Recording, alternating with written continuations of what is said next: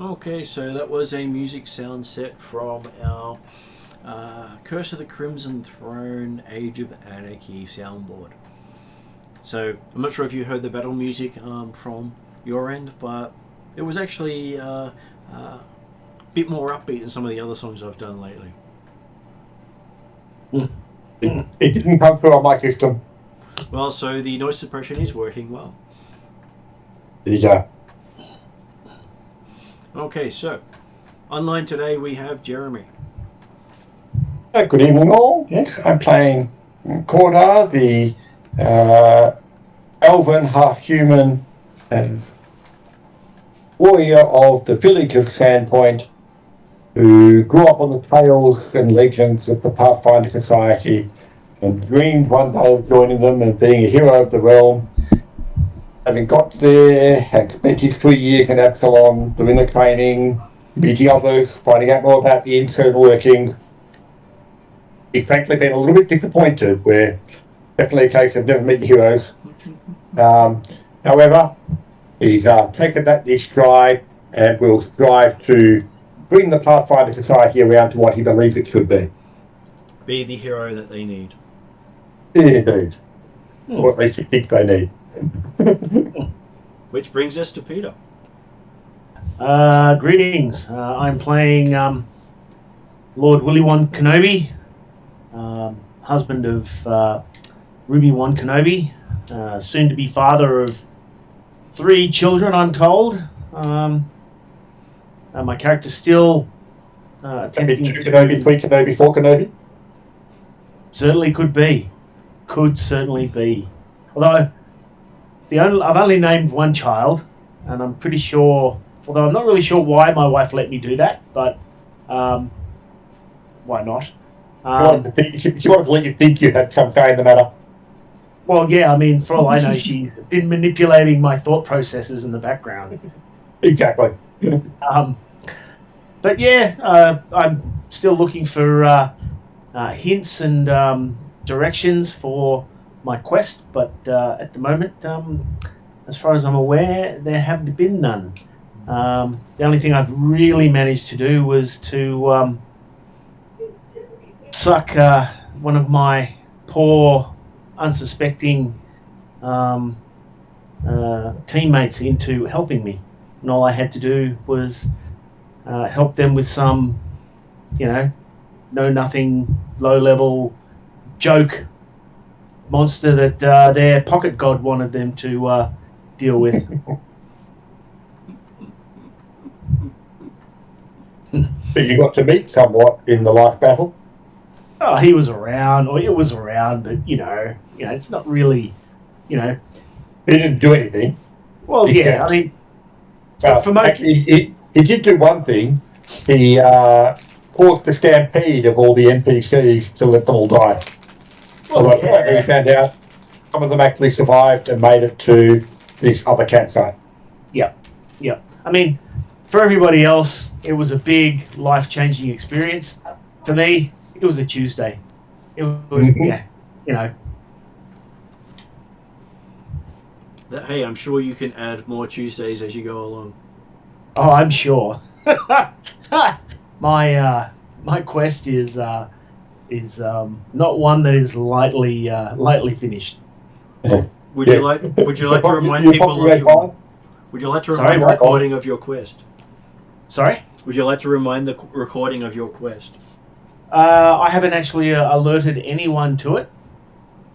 It is something that has remained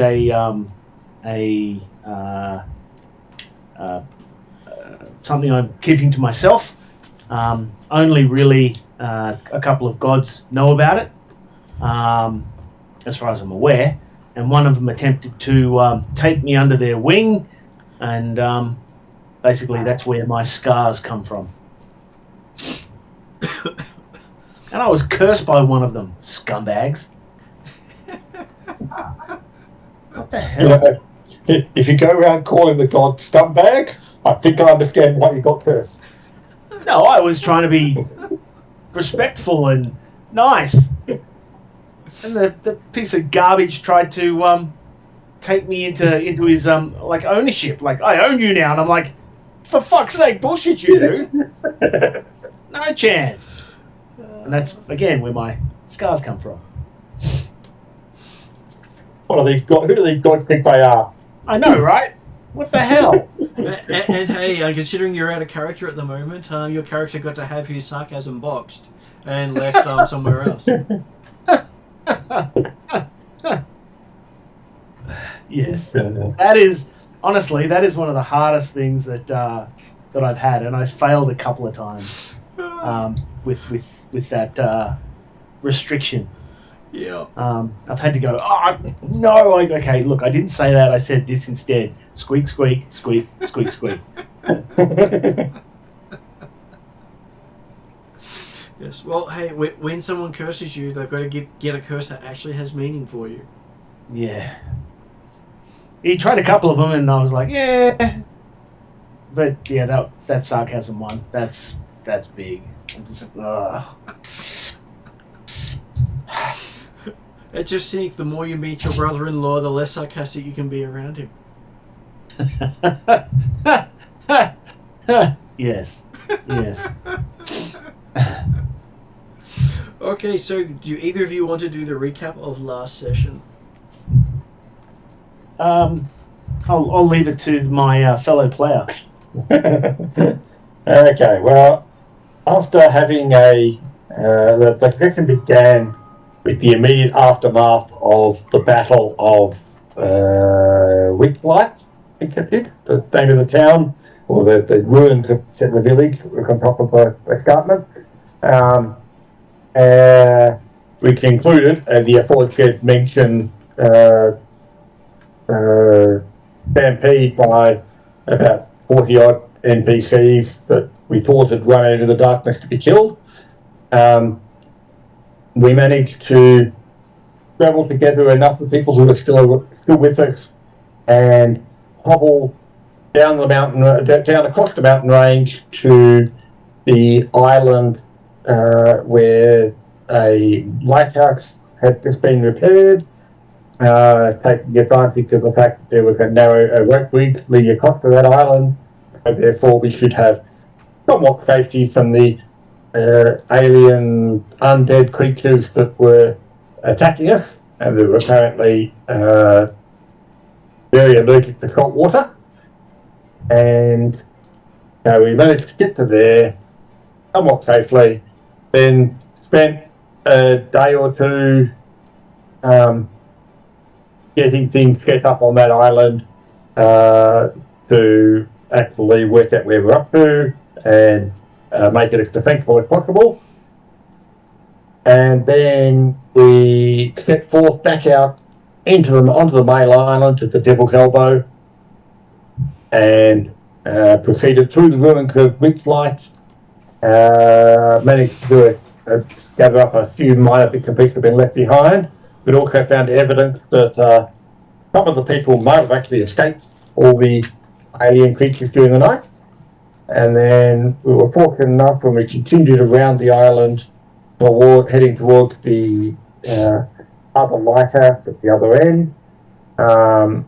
We came across the campsite of one of the other groups of Runelords entrepreneurs that had set out to try and recover the star metal from the fallen ice stone. Who was one that we had headed out before us, and was not necessarily completely of savoury reputation, but apparently he'd managed to actually make a somewhat fortified camp and was able to rescue many of the poor folk from Witchlake. And so we got to there, working with him to then settle out as to what our best plan of options were from there. We decided that we could try and head on to the other lighthouse at the other bottom corner, the southeastern corner of the island, but got told by Clegg, I think his name was, the other entrepreneur, that it was a place where people went to didn't return, and that there was some sort of malevolent force that meant that was not a good place to go. We also thought about getting to the crater where the sky stone had fallen to continue that mission of ensuring that the metal did not fall into the wrong hands. But we were somewhat concerned about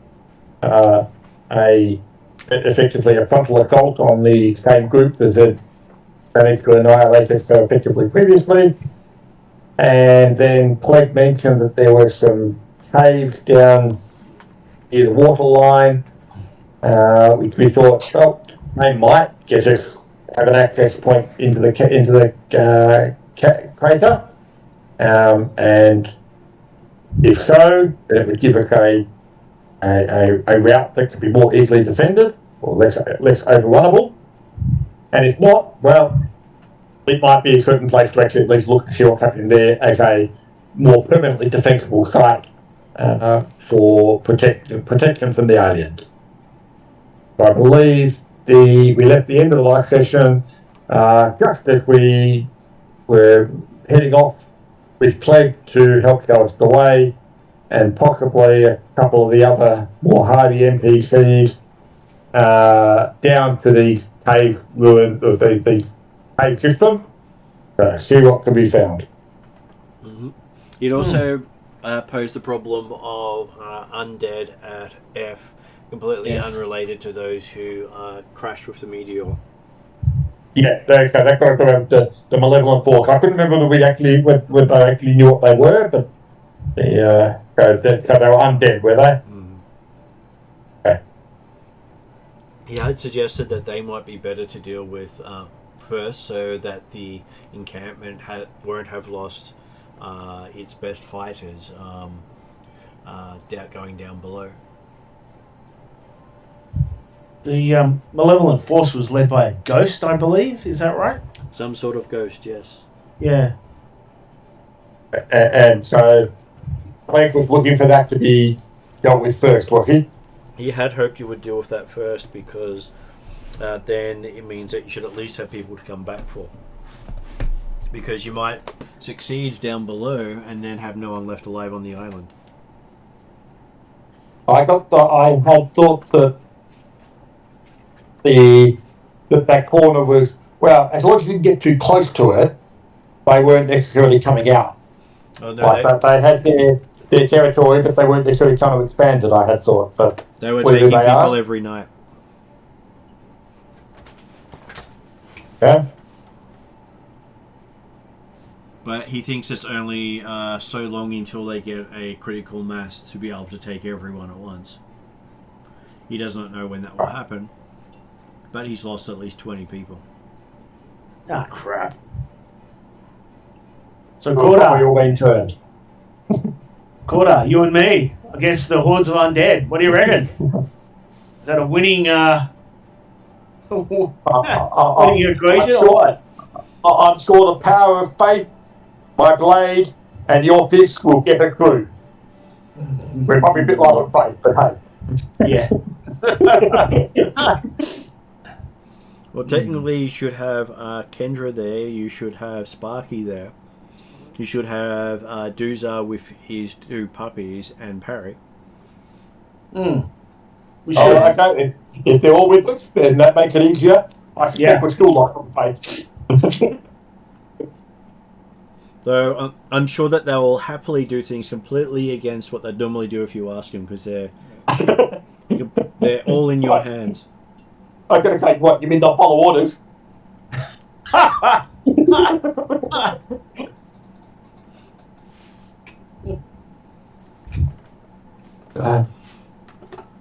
I'd have them start doing that now.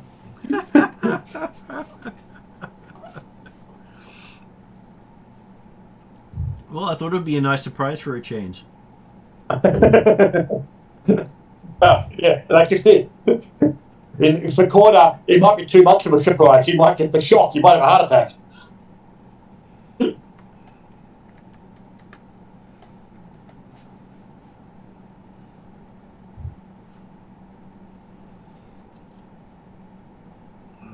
Who am I missing from that list? Okay, so which way are you happy to go? Well, it sounds like F is a must. If we don't do F, we're going to come back and bad things will have happened. Well, certainly it seems that F is potentially a greater threat right now. Yeah. Because the caves were simply an opportunity. Well, I mean, the other thing, of course, is that if the caves could be investigated, if it turned out they were empty, then we can quickly go in there, find them, and then check their defectability, and then move everyone down to the cave. But that relies on the cave being empty and quickly investigated. So, and being big enough to support the numbers of people that Plegger's managed to collect, and not lose, apparently. So I'm guessing that potentially looking at the lighthouse down on F is the way to go.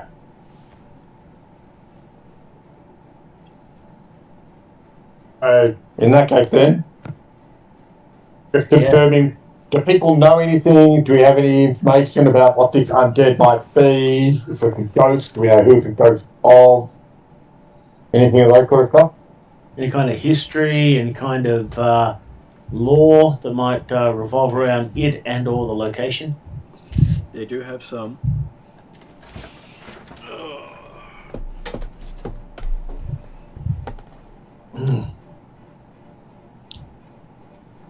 They have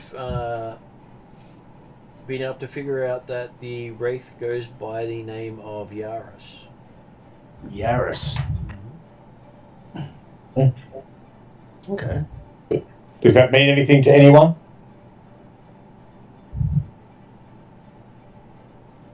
It does not ring a bell with any of you. I certainly wasn't expecting Cornard to have any knowledge per se. Okay, it's not like he knows anything. He's only been up this way once or twice before, and certainly not around this. He hasn't spent much time. So, and the Wraith appears to be capturing others and turning them into undead. Is Yaris? You believe so? Yeah.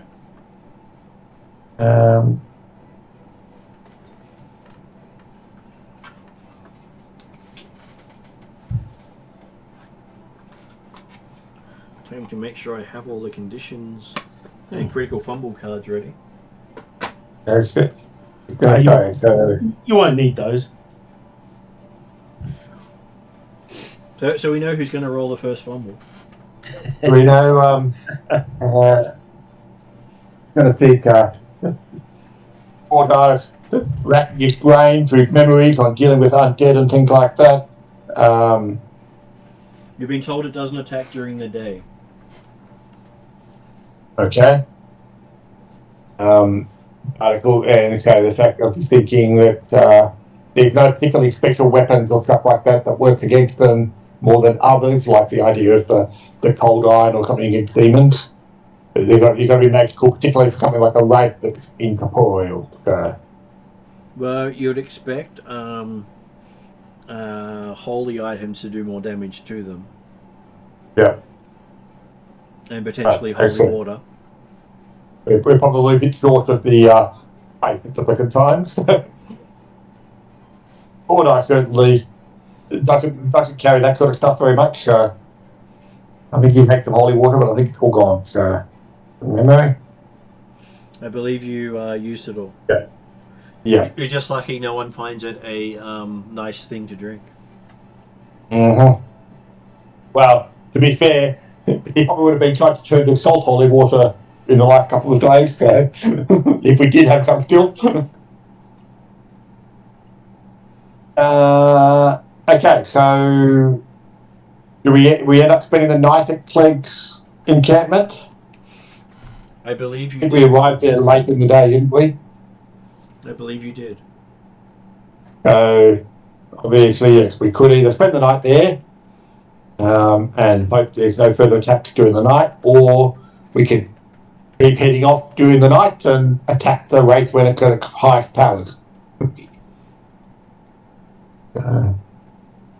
Or I would certainly prefer to wait till morning if that was deemed a there wasn't likely to be an attack directly during the night.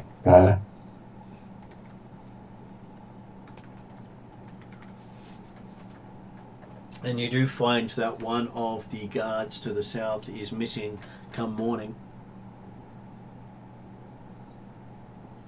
Yeah. Yeah. Let's go rescue him. I'm sure he'll be fine if we get there soon.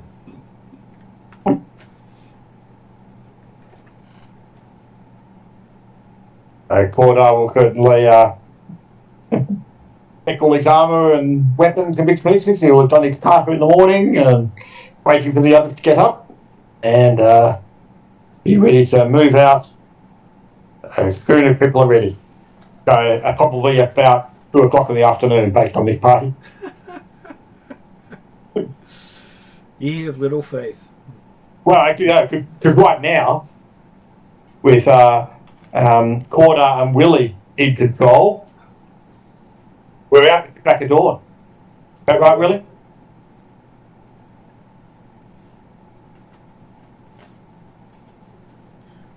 Well, Willie still seems to be there, but he is on mute.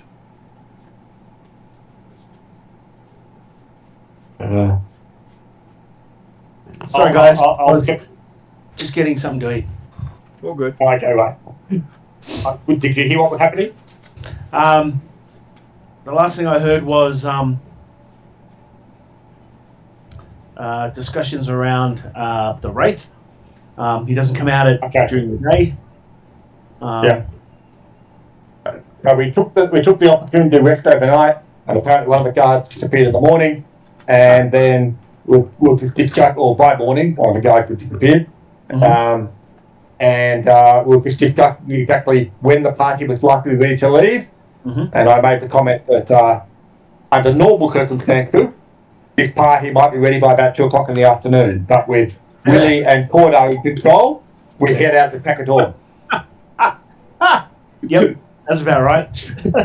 And when we didn't hear anything from you immediately, I was about to say silence is consent. Oh, there's consent, trust me. Yeah, no, that's great. My character, Martin, is considering... he's actually considering how much he loves and respects his wife at this point. Is that partly because If you are missing... Hey? Is that partly because you don't have to worry about the weather? Well, I haven't actually attached that to my wife. It's more, I'm about to go and fight a wraith that an undead that are notoriously difficult, and my wife has provided me with ghost touch gloves. So. Where is it? Did you get an empty bed like that? Yeah. So, yeah, her forethought as opposed to my not is fairly impressive. Well, Nice to see. they need to be able to hit. So we will go. They need to be able to hit creatures you can't normally hit. It is always something a party needs. Mm-hmm. So we'll go to the actually look first of all at the site where the guard was apparently Disappeared. And we'll see if we can find any evidence or tracks or anything like that as to where he's gone. Just say he might just have run off somewhere else in the night and got taken out. He tried to go and grab his own sky metal from the crater. So, well, you find a pile of ash where he was on duty. So he had a bit of a fire before he left. Okay, that's right. He get cold at night. Is that something that happens with undead? Like, not in your experience, but hey, undead do funky things. Yeah. What about any of the other non-player characters that we happen to have coming along with us? Okay, the Cordar's going to have a bit of a look around to see if he can find any tracks or evidence of what might have gone on. Parry says, "Oh, that looks as if someone's just had every ounce of life sucked from their body."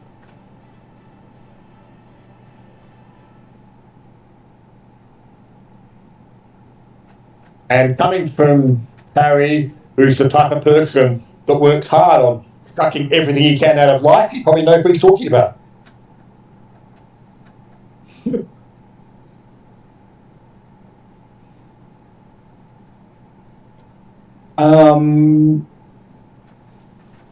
But yes, okay.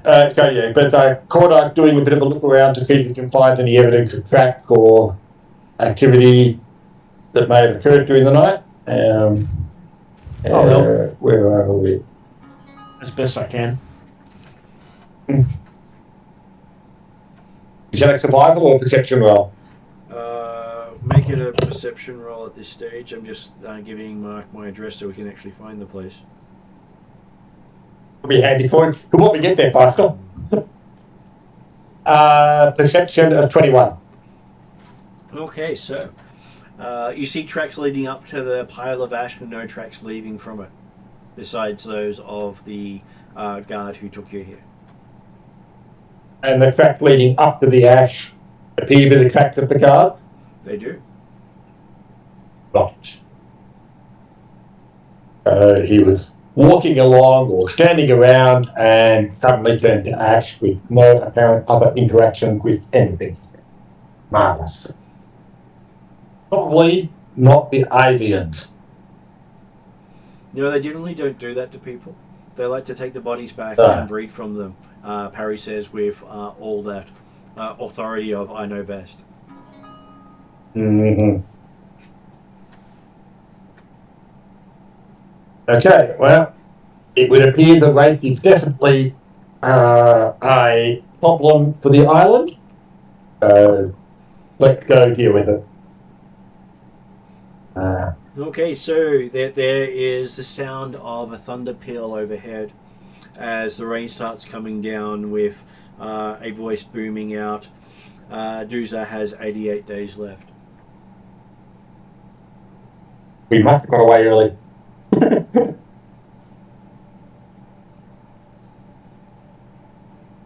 Hey, you got up at pre-dawn and left as soon as dusk was happening.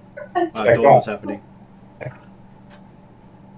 But like I said, considering the fact you're going to usually this party, that way we start thinking about moving by before that time, we're doing well. So how long will it take us to get to where the lighthouse is? It will take you about an hour to get there, to get a mile.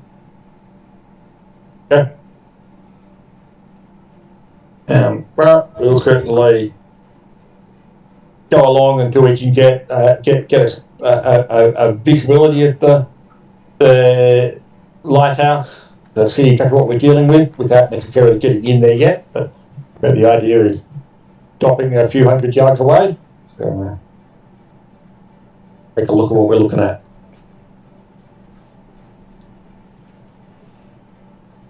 Okay, so you see a 40-foot tall stone lighthouse, and the walls of it look to be crusted in salt and grime, and a wooden stairwell, but you can see inside seems to have rotted and mostly fallen apart.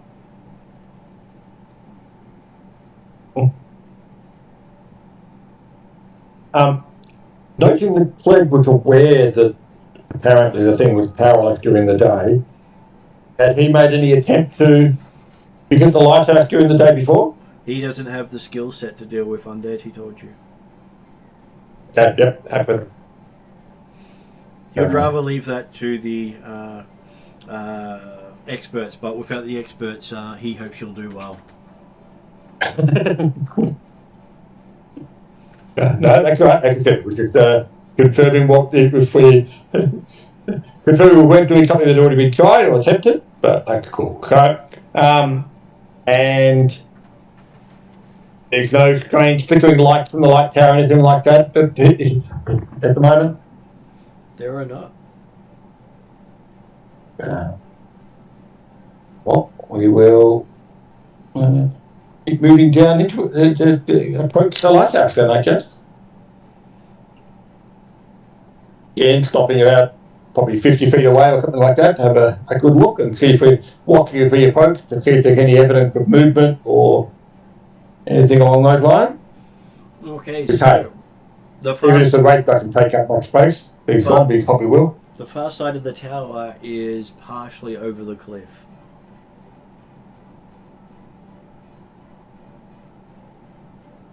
Okay. So you can't circumvent the tower at this stage. Yep. But we on the approach then, we're still not seeing any evidence of life or activity or movement? You do not.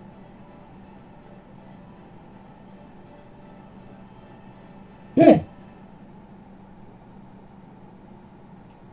Give me a perception roll as you're having a look.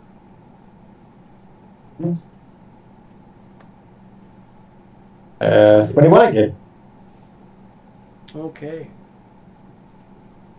You get a glint of metal from down the side of the cliff face.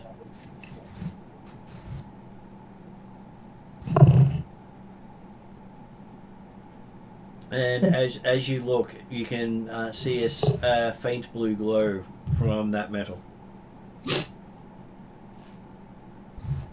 Oh, nice. Where are we? And apologies, I got kicked off. It's okay. You just come to the lighthouse tower. Looking around, you notice off the edge of the tower, down the side of the cliff, was what appeared to be a bit of metal glowing with a faint blue light.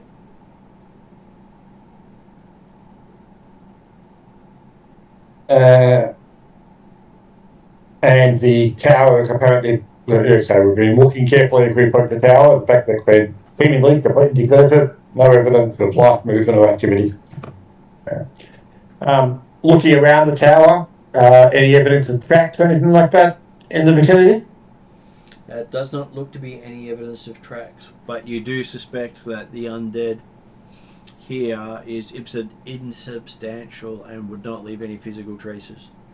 Yeah. So being a wraith, we're expecting it's incorporeal. Okay. Is there an obvious entrance way into the lighthouse? Well, you mentioned the staircase, I think. Was that going up around the outside, or was that going inside? That one was going inside. Okay. And you do see the glowing metal is off the side of the cliff, not in the building. How far down the cliff? Looks to be about 75 feet down the cliff. And how climbable is the cliff? Give me a survival check.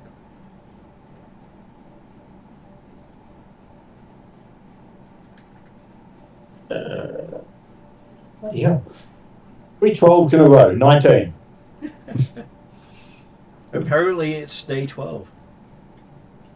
So looking down, you think you can make your way down there fairly easily.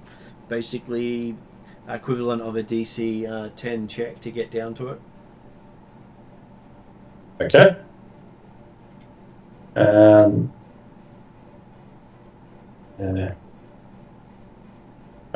It's probably worth actually at least checking at the lighthouse first, though. If that's, unless people want, unless you think it's worth having a look at this, whatever it is down there, down the cliff. I assume we have plenty of time, so I'm happy either way. Yeah, like I'm not seeing it being a huge factor either way. So the tower's here. Take less effort to look in. Let's look at it first. Yep. Yeah, let's do that. Okay. Okay, we'll have a look in the tower. Is it, like, so you can look at the door at the bottom of it or an entryway. Is that is the door solid? Can we feed through the door? You can push what's remaining of the door inwards. The wood itself is quite brittle and rotted. Okay, well, obviously the first weapon could be to not destroy the door, but I can understand that first touch it basically collapses. That's easy. What's inside the tower? Looking inside, it's one of the cleanest ruins you've ever seen. Not even a single spider web's in there.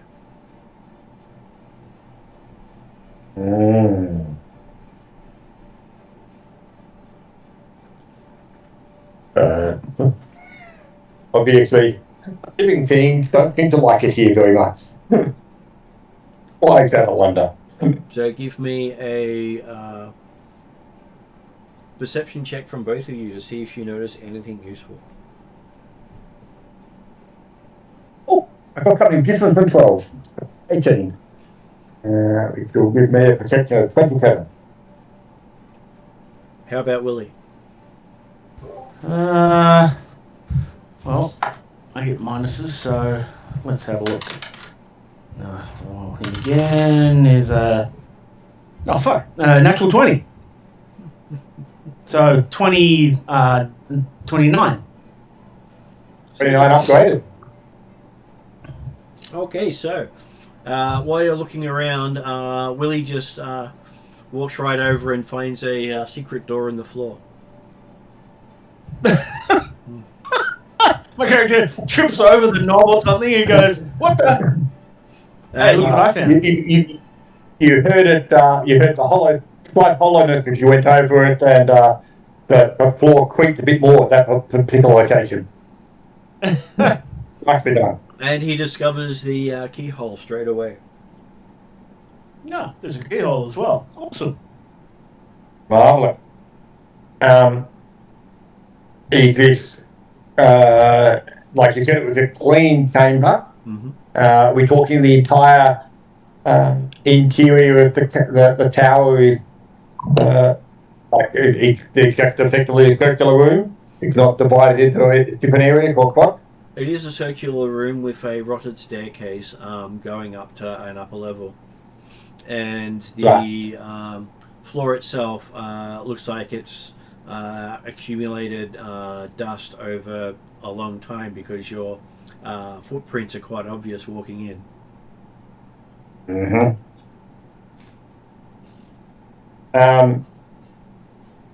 Cordar will go and cautiously look at the staircase and just give it a bit of a test at the first couple of steps, just to give it a light push or a poke with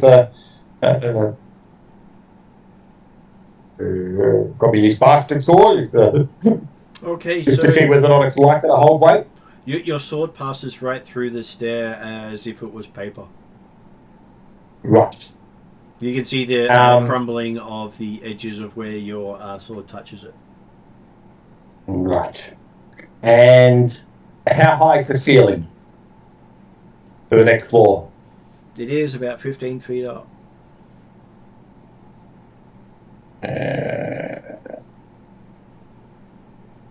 15 feet, probably within reach. Order will bring the others back out of the tower and just standing just inside the doorway. You'll aim to try and give a poke with the sword up to the floor above, just to see whether it equally goes straight through. Deliberately on one of the, like, towards the edge of the floor, so that it's less likely to actually cave the whole thing in if it actually collapses. Okay, so you poke it a couple of times while everyone's outside watching. Well, most people are watching. Parry's doing some flexes and some poses for no one's particular entertainment. Deuce is probably mirroring. Well, Deuce is deflect even more. Deuce is busy brushing down poppies now that they no longer have their scars. Yep. But yeah, so basically, Cordar's just saying whether or not the upper floor looked like it would support weight at all if we had a way to get up there. Suddenly, Cordar notices that Quav is standing beside him. He suggests giving you a lift up. You don't remember him coming here with you. Okay. But again, a lift up? When you're not concentrating on him, he literally fades into the background. Yeah, no, I've got that. Actually, yes. I completely accept his sudden appearance. I'm just a bit curious exactly what he's thinking of trying to achieve. Well, if you're wanting to find out what's up there, he can lift you up. Well, okay. So like basically, so he can poke his head up through the where the staircase was type stuff. Yep. Okay. Yep, that's easy. Okay, just wanted to find out whether there's actually going to be anything holding on the floor to actually make it worthwhile to try and climb, but that's all good. Well, the floor above seems to be made out of stone, as does the floor below. Okay, right, okay. It is hopefully solid then. And in which case, yep, Forward happy to take a boost and he can grab up the side of the wall or get support himself on the side of the wall type stuff a bit. Well, and then poke his head up here on the floor to see what's there. He manages to get you up high enough to look up there, and up there you see a couple of skeletons just staring in your direction.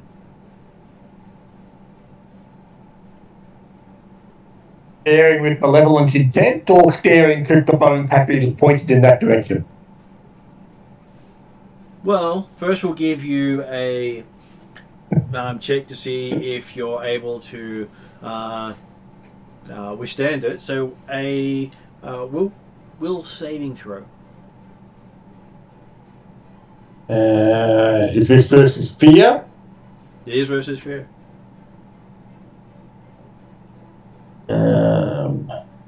Not that it matters at all because we got a natural one, so it'll be 11 downgraded. But I'll just check exactly what the effect of bravery. I think bravery only works directly pass and you critically succeed. Yeah, a successful save becomes a critical success, but for otherwise it reduces fight by 1. So so 11 downgraded. Okay, so how does Corda express his fearful discovery? Well, does he actually see the skeletons appear to be actually act like undead skeletons, or do they appear to be just piles of bones? Well, hard to tell. Not that it makes a huge difference in the effect, but it's more the idea of the description. You haven't seen more than just the fact that it was staring at you before you got frightened. Okay. In which case, then, it would literally be a case of, poke his head up, looking over, getting the skull, and it would certainly be tumbling down off Koala's grip as he falls back to the floor, because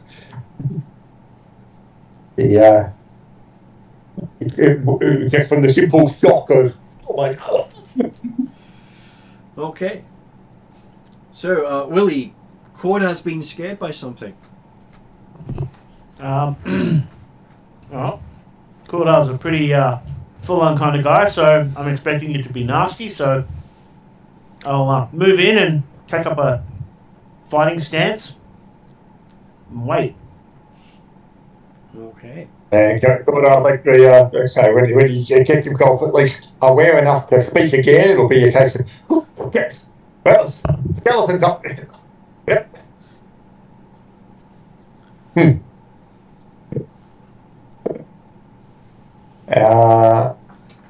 And then probably nothing will happen because the skeleton probably aren't moving at all. That is correct. And we're adding in a phobia of skeletons for Cordar.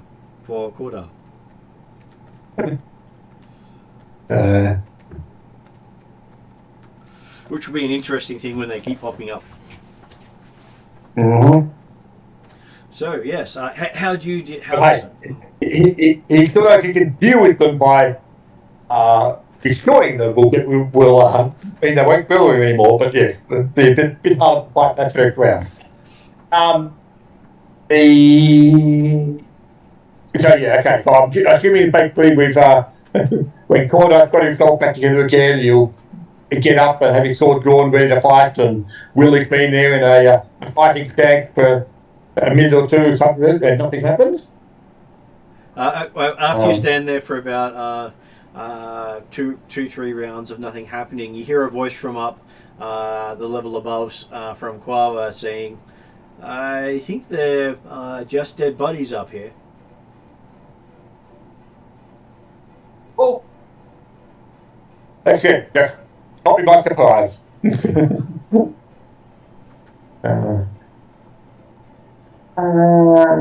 And nothing else up there of interest there? He says just that the stairwell going higher seems to be in just as bad a condition. Right. I'll lift you up. Okay. And you can, I don't know, pull down an arm and I'll climb up to you. Mm-hmm. Yep. So he'll first of all confirm that when he does get up there, he will confirm the skeletons are just old bones. As you pull your head up over the lip, you see their heads have turned a different direction.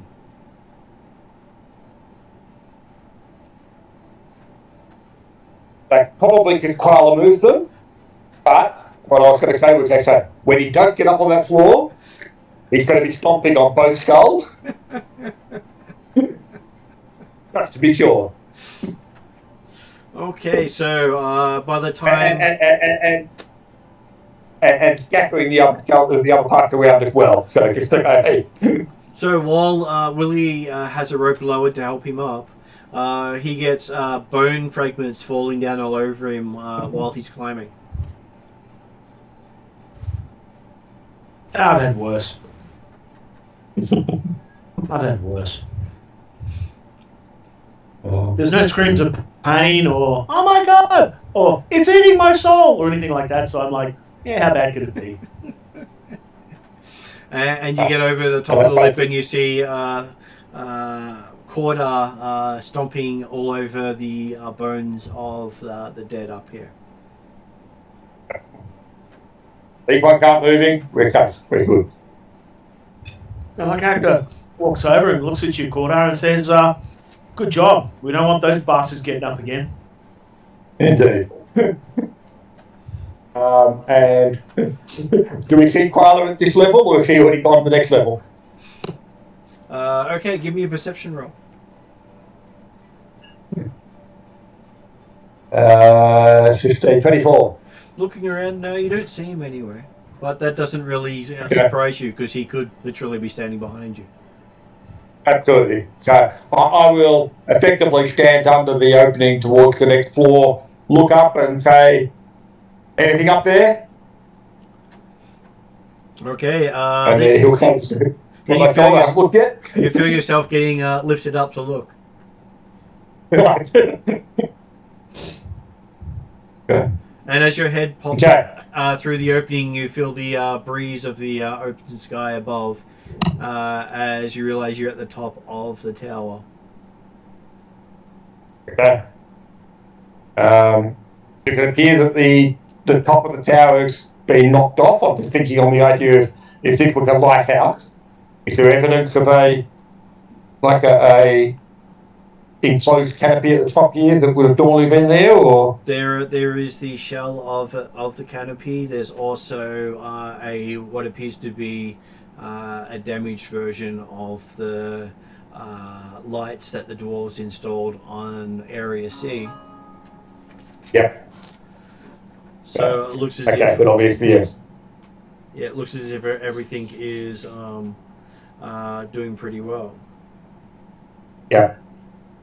And obviously nothing else of particular interest, and no skeletons jumping out up here, so that's okay. I will. So you do see that if you look from the edge over the cliff, directly below you is that glinting metal, and you can see what appears to be a hand of a skeleton from this direction. But it's apparently not moving, and the glint is still in the same location. Yep.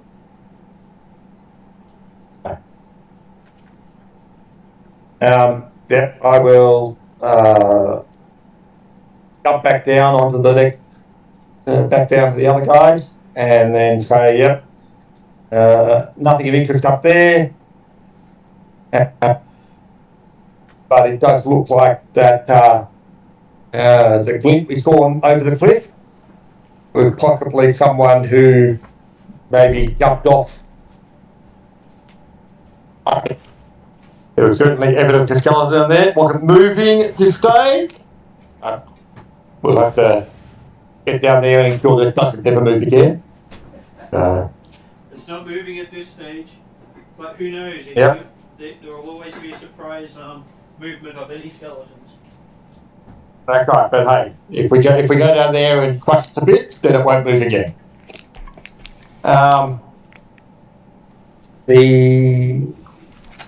Well, I guess we're back down looking at this secret door into the basement. Hey,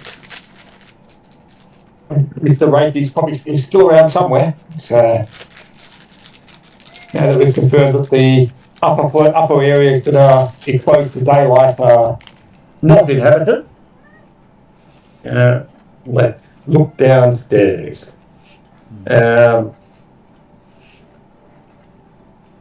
Okay, while we were investigating upstairs, did Sparky manage to confirm there were no traps on this trapdoor and see if Sparky could unlock it? Sparky suspects there's traps on the door. Okay. You had some time and you managed to disable the traps? She says she thinks so. Okay. Can you unlock it?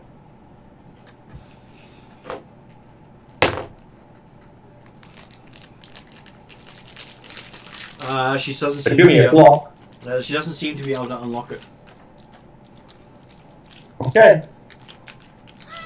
There were traps, but they've been disabled. What were the traps going to do? She doesn't know.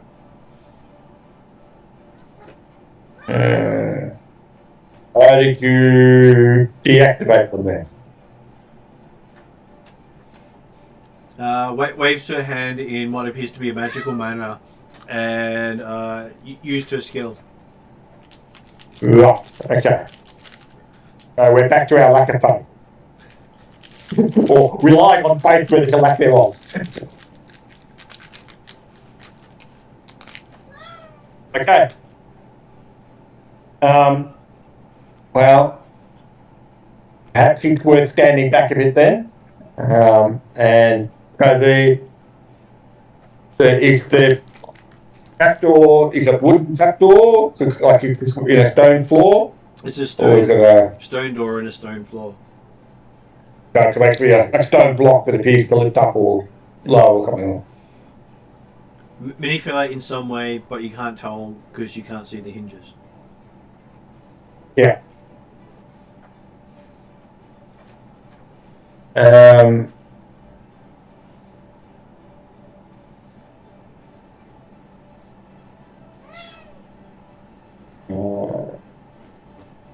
Well, if we can't pull it or push it open easily, it's apparently locked or something, Border will pull out his crowbar and attempt to open it that way, but certainly encourage the others to step back, and he's ready to leap out of the way as soon as something explodes or arrows come out or whatever might happen. Give me an athletics check. Apparently my cat wants to speak up. He just won't stop right now. Unless, of course, I stand up, in which case he runs away. What did you get? Athletics of 29. Okay, so you think you got something, but every time you try to lever it, it pops out of the bit you jam it in. Okay. Seems to be just outside your ability to lever. Okay.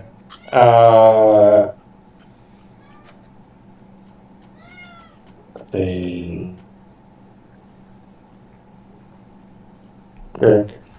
Does Doomsday carry a crowbar? That'd be way too simple and obvious for him, I'm sure. Doomsday just gives you one of those, why would I carry a crowbar look? Or opening or lifting up stones like this. He says, that's your job. Apparently. Okay.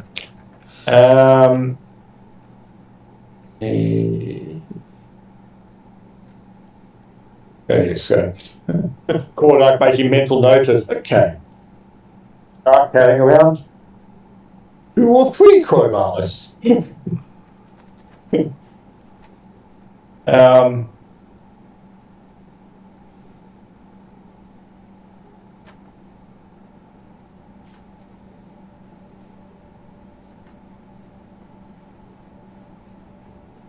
Well, can we try then? Presumably, if he got the crowbar in there and almost raised it, but it kept slipping off just as he was starting to raise it, there's probably no traps that are going to be set off. So, Porter will get a few pigeons, and again, basically look to lever up the stone with dudes are there ready to wedge in some pigeons type stuff just to stop it slipping down again, while I can then get essentially another bite with the crowbar, pull it up. So, Duza says, Duza will help by Gorum, calling on the name of his strength god. Actually, Duza, better plan. Why don't you try and do the levering and I'll do the pigeons? Cordark realised that the pigeons are probably a more precise work. Okay, so there's a lot of groaning, and every time Duza tries to lever with the crowbar, it just keeps sliding out. It's not gripping on the stone.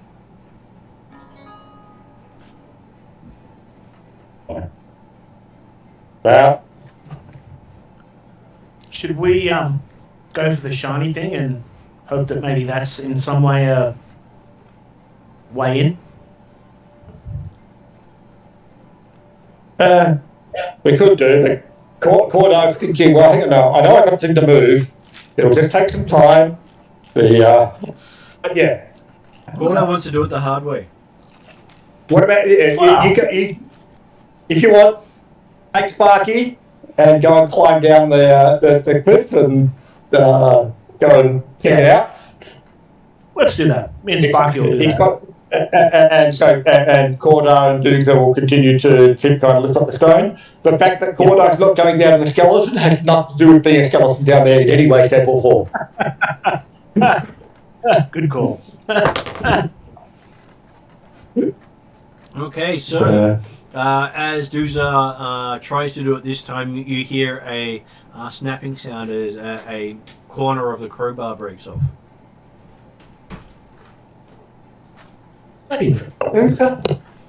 Got a critical fail.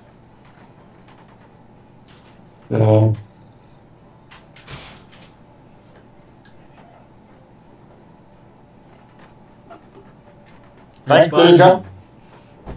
Sparky's arrived just in time to help. No, leave die. Apparently you're going to be doing some cliff delving. Oh, okay.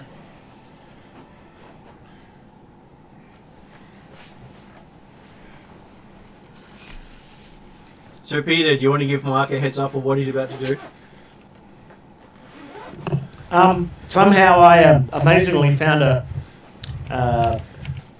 trapdoor in the bottom of the tower. We're at F, by the way, where the undead are supposed to be. Yep. We're investigating that. Yep. We went up the tower, didn't find anything. Yep. So now we're at the trapdoor at the bottom. Doomsday and Cordar are trying their best to get it open with crowbars and all kinds of stuff, and they're basically breaking crowbars trying to get it open. So I've made a suggestion. Sparky was unable to unlock it.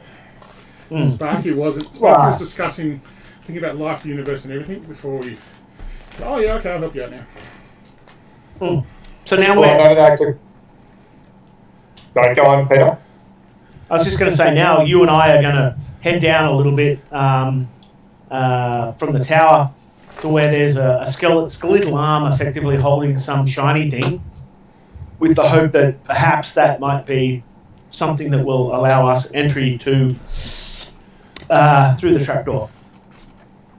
Okay, because Sparky was unable to unlock the trapdoor, he's now going to climb down the cliff with Willie to see if this other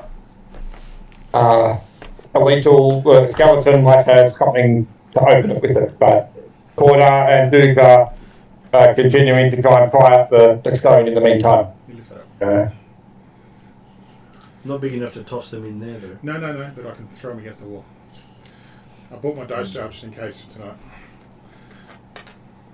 Okay, so I need to athletics check, I assume. Yeah, or acrobatics, depending on how you want to go down a cliff face.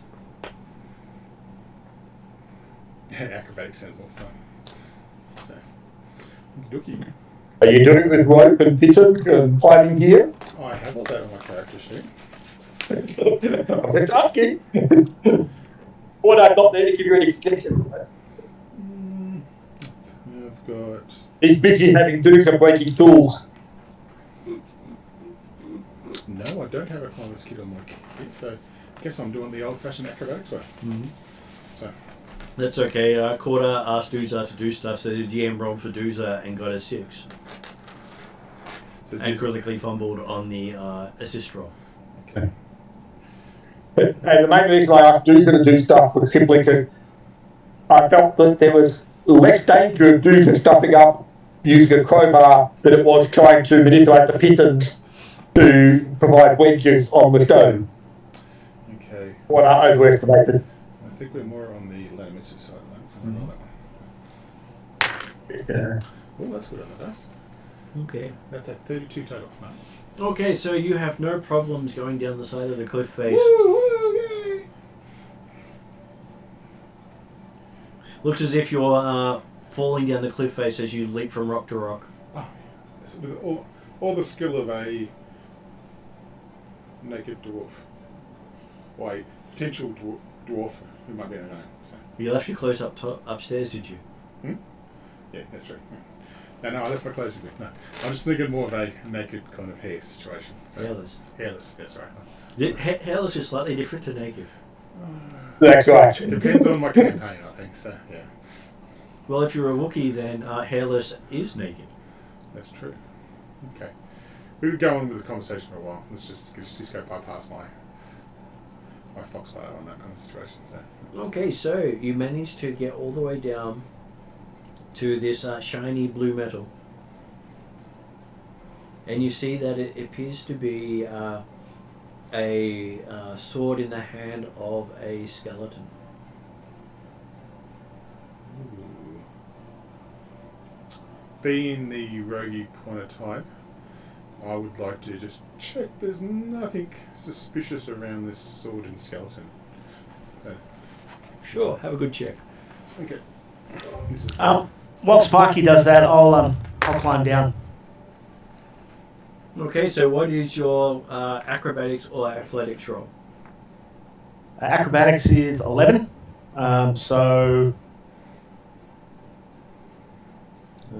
What's that? Plus 11. 13, 24. 24.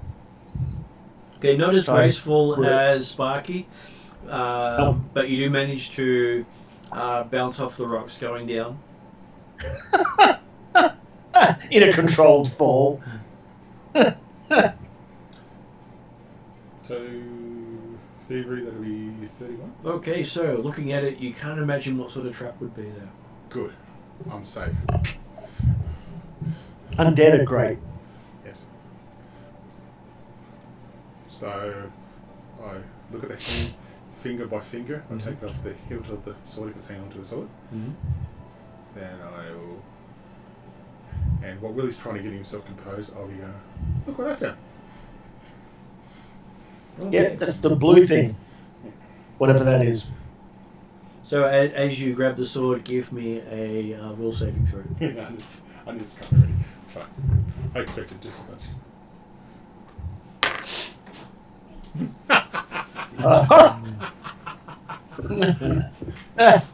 Peter will carry tonight so far. And 2 attempts and 2 ones. It is a night for it. It is Pathfinder. It has gone in the dust. Yeah. Haven't you got halfling luck or something? No, I'm a dwarf member. No, I don't have half of luck. Oh. At least you didn't call him a gnome this time. Yes, I'm very thank you, Lord. I appreciate the Don't you have upgrade. known something or other? I appreciate the upgrade. Okay, so you pull the sword forth and you are mesmerized by the blade as it gives off a brilliant blue glow. Oh, just look at my bald head, I say. Out loud.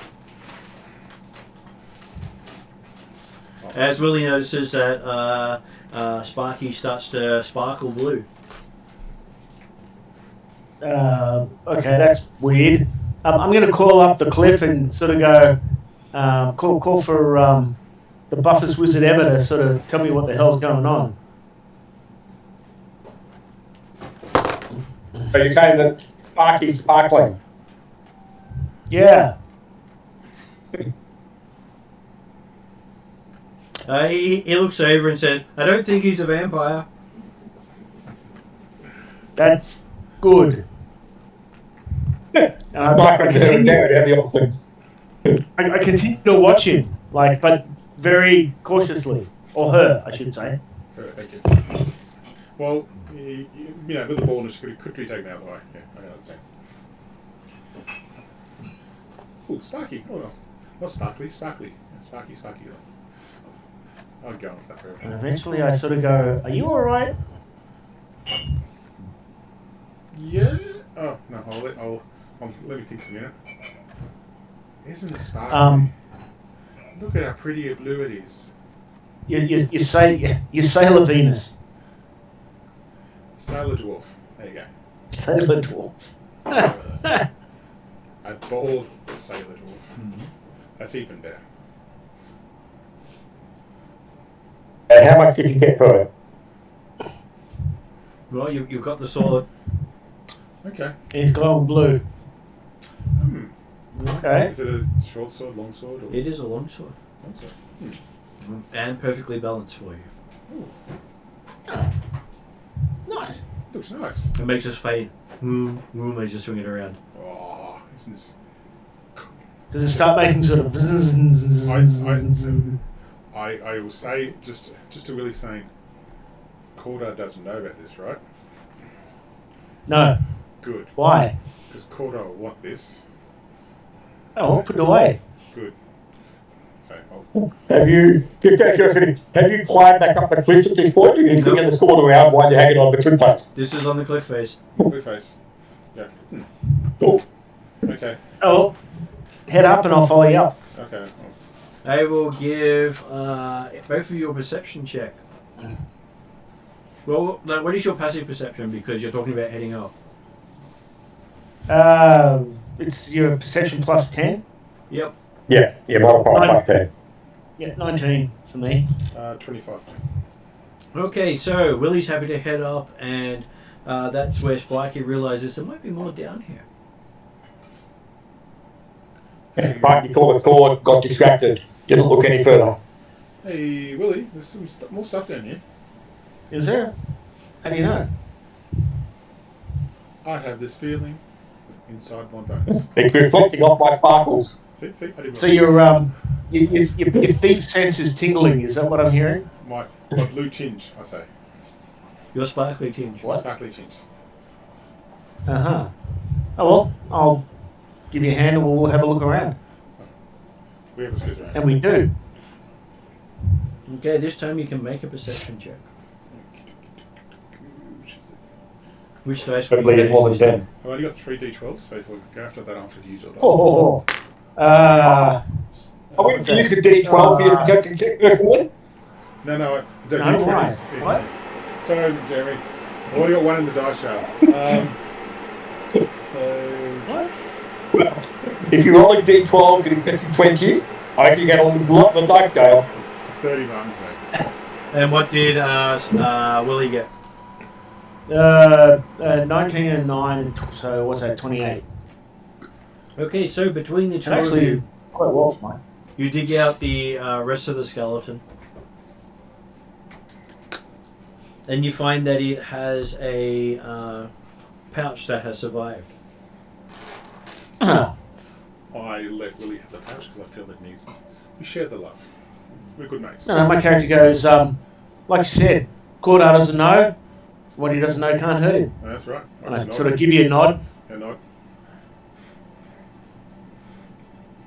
I'm not picking on you again, Jeremy. I'm just saying it's just the way it is. You have an issue. I've got no problem with what You have an issue with when I had the crossbow. So this. I've learned from my experiences with you. No, the difference with the crossbow is the fact that Cordar loaned that to you. And he was stuck with the Shard of Pride at the time, and he couldn't give it up. I know. No, greed, I The think. Shard of Greed. Yes, greed. Yeah, that's Yeah. why. And he's That's still why got the Shard of Greed. I know. That's why. So If I that's why he knows nothing about it. I've got no concerns at all. Well, he doesn't So, care as long as it's not his. I'm assuming Sparky picks up the pouch. But he gave it to Willie. Go to Willie. Okay, I open it up and have a look and see what's inside. Okay, you see 34 shiny gold coins. Okay. Going further through the pouch, you find mixed amongst the gold 13 platinum. Ooh. Jesus. Platinum is worth like an arse ton, right? Yep, it's worth more 10 than times? the gold. Well, So it's like 10 times. Call the basic unit in this one. So you've got a fortune here that would feed most families for maybe 10, 20 years. Okay. And after that, you also see that at the bottom of the bag is a shaped garnet. Oh. As in the gemstone. Yep. A shaped gemstone, and it reminds you of the keyhole you found. Okay, I'll slip that out of the bag, put it in my pocket, You believe this gemstone is worth more than the rest of the coin altogether? Yep, that's fine. So I'll split that in I could add this stuff to the party picture, should I? and then I take the bag and I throw it to Sparky. Yep. And my character says, "Don't you have a debt that you need to repay?" I was about to mention that before you said it. I was saying maybe this will help with my debt because I think I need to sort some of that out. And I flick in the bag. Yep. Cool. Okay, so Sparky gets to make an acrobatics roll to catch it. Remember, you're both hanging from the side of the cliff at this stage. See, I rolled well when I won. Or kind of, yeah. Acrobatics, is it? Yep. That's a 30 total. So you grab the bag, realizing that since you've grabbed the sword, you haven't been able to let go of it. Oh shit! And that means he grabbed the bag with the other hand. Mm-hmm. With his offhand, yeah. He still managed to keep his And balance. so he's now hanging on the cliff with his feet. Okay. Or her feet. Can I quickly put it into... Yep. Okay. Whew. Oh. Yeah. Okay. Hasn't quite clicked yet. So. Oh, that sucked. But all right, let's climb up. I'll follow you up. Sweetheart. One. Okay. But apparently Sparky decides to use the cord of Capiton not very effectively, climbing up with only one hand. I'm very tempted to Martin, before okay. I head up, Mm-hmm. I'll just give a quick, benediction to the skeleton. Okay. That should be a roll for you. I'm not doing it for any particular god because I don't know the religion. I'm just putting it out there in the world. The god that look after this guy. Give me a Okay, not quite. religion roll. I don't have knowledge religion except for Everyone has That's religion, religion. You it's not get at knowledge. least 5 to it plus your wisdom bonus. yeah. Because you're Pathfinder trained, so So what's that? That is oh yeah. Okay. Another 19 on the dice. So I've been rolling really well. Fucking tonight. Anyway, 26. So as you do your prayer, you hear Lord Hank answer. Really? He's a god. And you hear the sound of the 3 cats howling around you in your head. Okay. So he must have been. Well, actually, my character wouldn't know shit. So I go, kitties. Thanks for answering, and I don't know. Look after this guy or this person. I don't know if it's a male, female, or whatever. But yeah, look after him if you can. so you gave that skeleton a slightly different benediction to the one that Cordite gave the one upstairs. Probably. Quite a bit better. So, Corda, while you're in the tower, I'll give you a perception roll.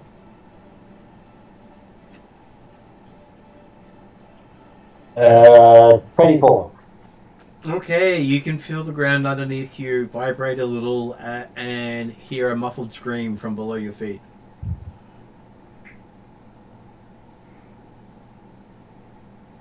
Okay.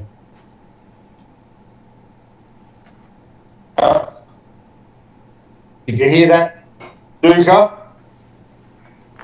Apparently we're going to keep trying even though you've broken the crowbar. Doomsday nods saying he heard that. Do you want to try the crowbar this time, or do you want me to try again? I'll do the crowbar. You can get ready with the hold the pigeons in that, but as soon as I lift it a little bit, you're going to jam the pigeon in, and I can re-grip the crowbar. Okay, so Jeremy, give me a athletics roll. Is there any modifier for the The crowbar still provides a damage plus. control? The crowbar still provides a +2, but it is in the damaged condition. Okay. You will need to repair it at some point. Yep. 18. 32. Okay. You hear a grinding noise as you manage to lift the door up about 2 inches as Dooza hammers in some pittons before you let go. Okay. So just so you know, the DC was 30. Oh. Which is why you failed a couple of times. You just came so close. Well, that was just given the fact that it was because he came close, he realised, well, it's possible. And I figured, oh, well, yeah, take the time, pull up a little bit, put the pitton in to stop it slipping, pull up a little bit, put the pitton in, stop it slipping. And then we have, while you're working on that, we'll have Sparky and Willie having their athletics or acrobatics roll to get back up the cliff face. Climbing. Yay! I'll wait until after Sparky's had his roll. Or her roll, I should 20 say. for me. Okay, Sparky manages to make it up, hanging onto the sword the whole way. Okay, Sparky still holds it, kept a handful. I'm very talented, just got to remember this, Corda. Not doubting it. What's that? 9, 11, 20. And Willie makes it up as well.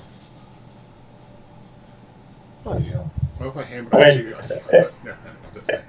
Admittedly, Mark, Corda made the assessment of what the climb was going to be like before we actually looked into the tower, and he looked at it, it's pretty easy climb, which part of the reason he was happy for you guys to go and do it. He thought you guys it could be difficult.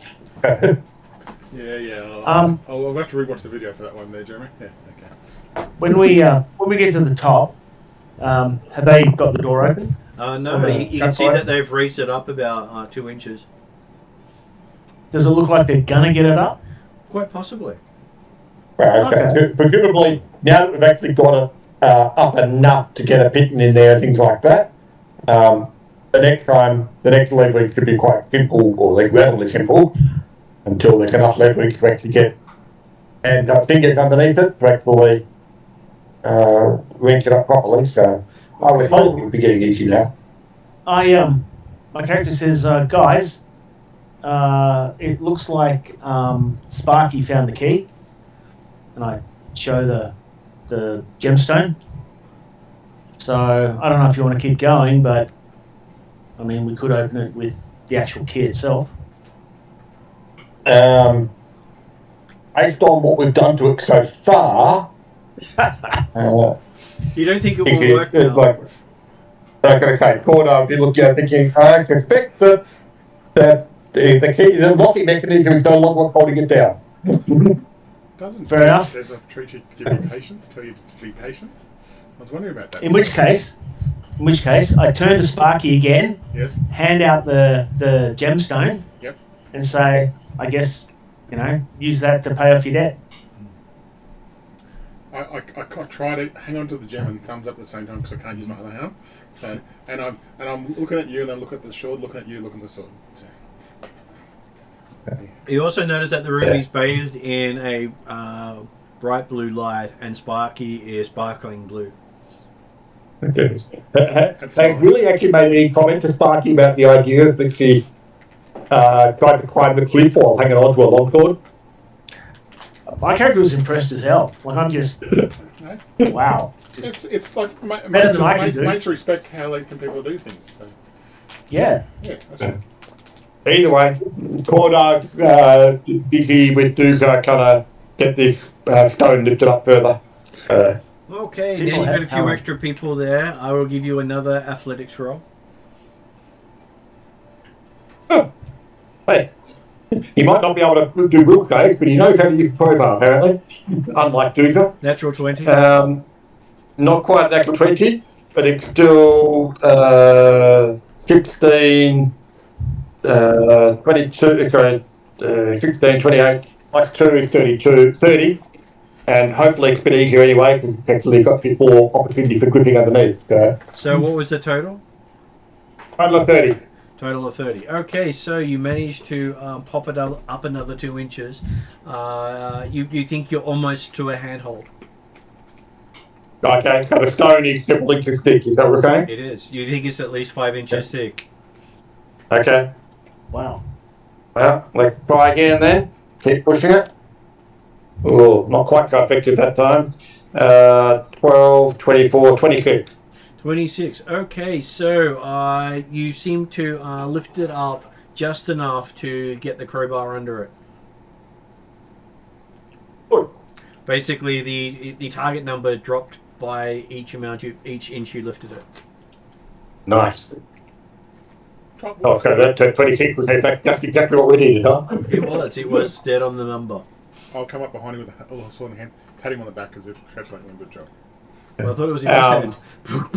And so in which case then I will get the crowbar underneath the stone and give Duke an opportunity to get a couple pittons also underneath the stone.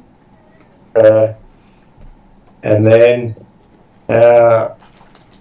there's probably enough space around for Order and Duke to give it a wrench up directly with basically lift it up directly. Yes, you have no problems getting it up once you get the crowbar underneath it. You have 6 able-bodied people here, occasionally a 7th when he lets himself be known. Yeah. Hang on, I thought we only had the party and koala here. That is 7 in total. Yeah, but you said 6 able-bodied people.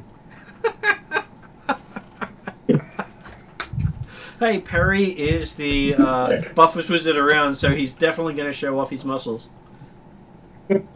I'll provide him light. Okay, but yeah, so we raise the stone and then the trap goes off, is that right? Thank you very much. Sorry. So yes, you see it drops down into a cellar, which is out of direct sunlight. So Okay, only can we has the see light it? you put in.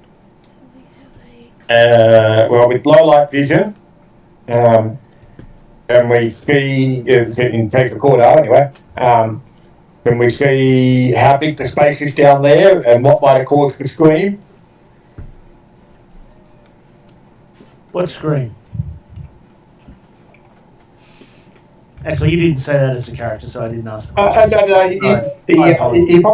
It's the sort of thing you're probably looking, saying, also talking to Duke at the same time, just to look down. Can you see what screamed? What? Yeah. Yes. Well, first, we'll just find out whether we get a response to what we can see, and then Cordell will explain the question about screams. So what scream? Yeah, that's great.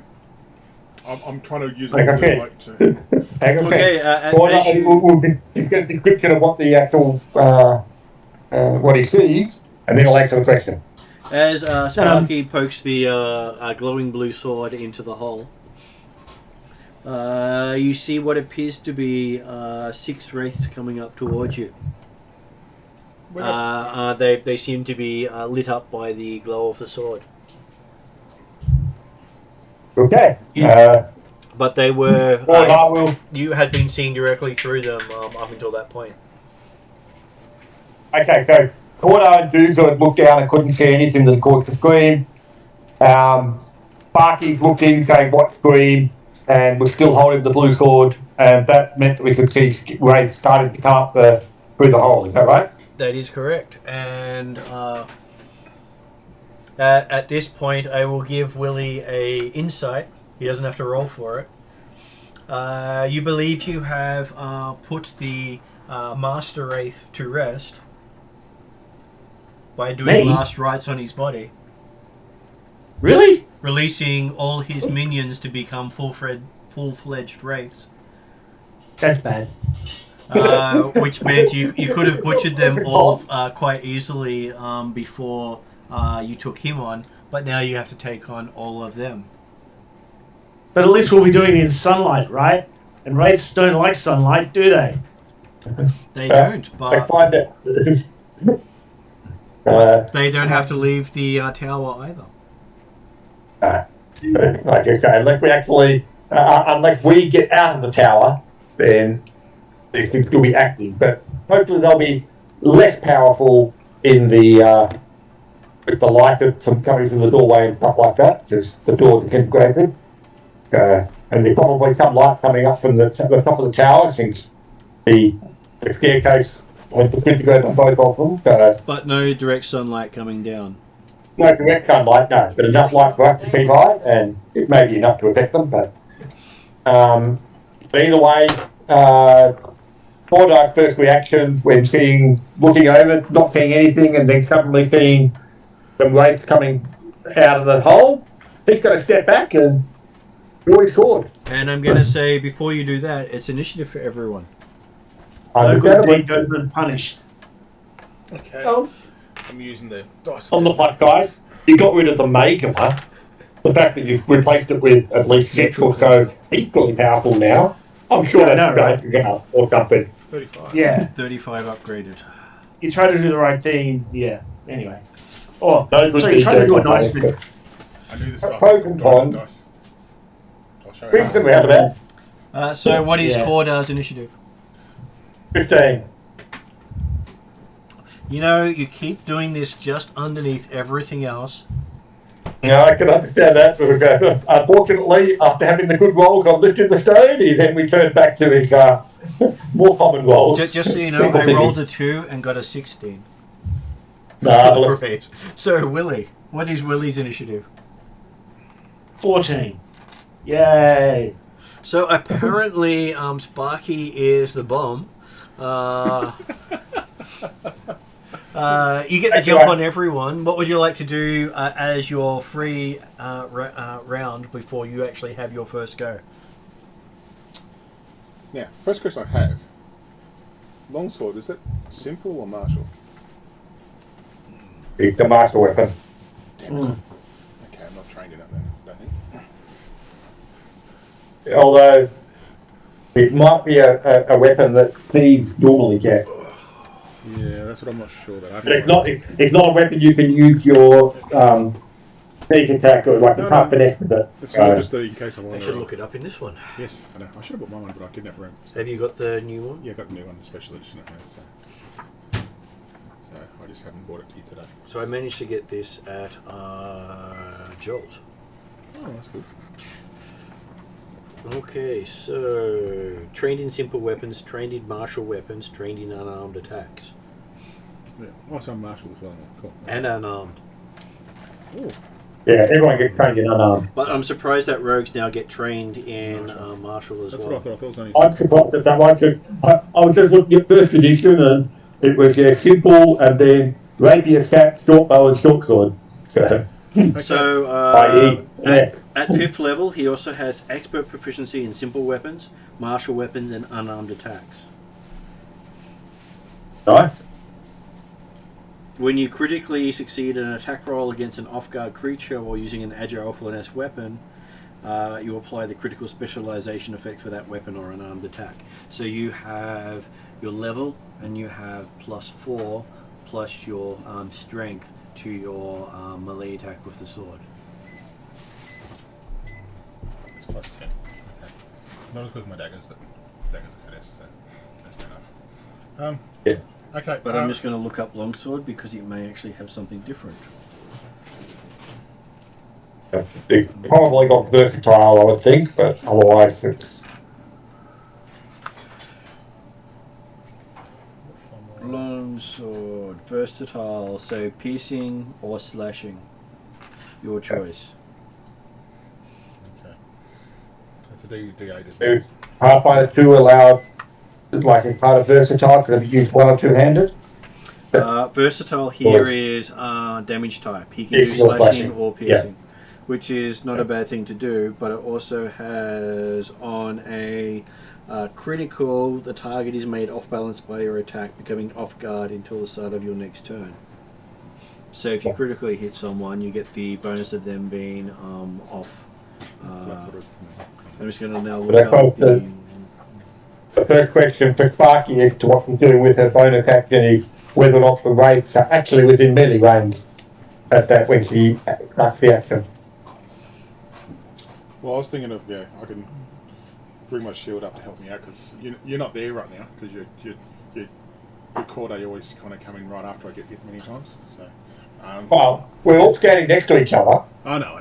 That's all good. We're all standing around this opening looking down, so it just comes down to exactly who becomes the target when they attack. Oh yeah, so you could have rolled deception or stealth for initiative. Yeah, no, that's okay. It's all the same. Yeah, actually my perception's better than my stealth, so I'll keep using that. It's only if I use stealth I can actually do a sneak attack, but I've got the sword right now, it really doesn't matter. So, Yeah, so you can only do your sneak attack with finesse or agile weapons. Yeah, which is my daggers, so yeah. Or a ranged attack. Yeah. But Though they have a ranged Basically, unarmed attack, I'm not sure how that works. I The believe ranged unarmed. it's Yeah, there is a ranged unarmed attack. it's called blowing kisses. I'm going with that one. That's I don't know how. But if you use a thrown weapon, the weapon must be agile or finesse. Yeah. So I've never heard of Yes, ranged but unarmed. are the Wraiths in melee range of Sparky when she has her first action? They are, because they were fairly close, having basically snuck up on you while you couldn't see them. So I'm waiting for the rock to be lifted. So I get the free 3 actions or just an action? You get a full round of action, so you get 3 actions. Okay. I just anyone who gets a natural 20 on their initiative gets to basically position themselves a little bit better. Well, You effectively got a full supply ground. I say, be gone, vile creatures, and try my longsword out first time. Okay. Give me an attack roll. Okay. I hate when it's hard to see the numbers. Oh, that's a 28. 28. Okay, that becomes a hit. And so I believe it's a D8 for longswords. If my memory gets me right. And I'll just roll the dice because you can. I don't know what the sword's like yet, so I'll leave it up to you what happens. And that's a 7 on the dice. Okay. Nice. What's your strength? My strength, that's 8. Do you got a strength modifier at all? 1 plus 1 because I'm a rogue. Okay. 8 damage with your initial point. And you find you seem to be able to sneak attack with the blow. Ooh.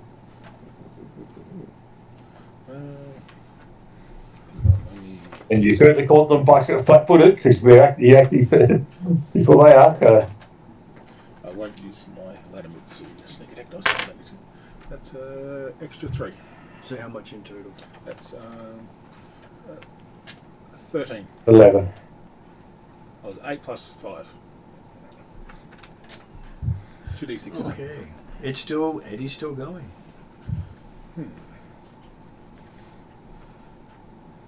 You gonna stab it again? I'm going to stab it again. Why not? I remember you get -5 on the die this time. But That sounds worth a go. Because the last thing I was going to do is raise my shield. You do know that this shield will have no effect against them. Oh, what? It's a physical they're object. incorporeal. Yeah. Oh, it isn't. Is it? Yeah. Okay. I'll roll again.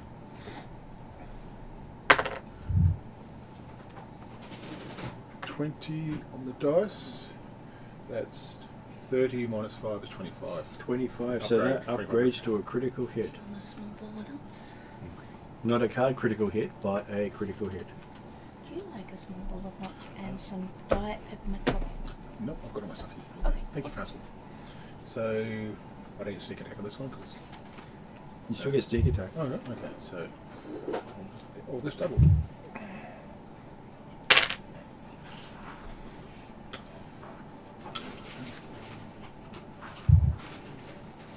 And 28.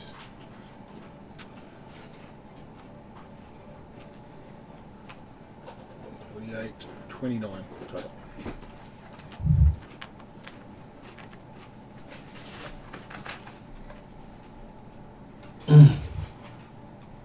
It's still going. Now Oh, yeah. they haven't moved yet, have they? So They have not. I think another shot would be a good idea. And remember though that you're effectively going to act first in the round. Yeah. I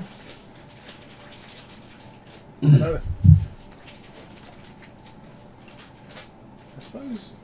Would I know if my shield's going to be effective? Like, I'm just from me as a character kind of thing. Would I know that shield will be effective against a wraith? Would I know? Would it be a knowledge check or some sort? Or Well, you know your dagger is effective against him. I know a dagger is, but not. Yeah. Unfortunately, my daggers can't be used right now. You can technically pull your dagger out as well. You fight two weapons.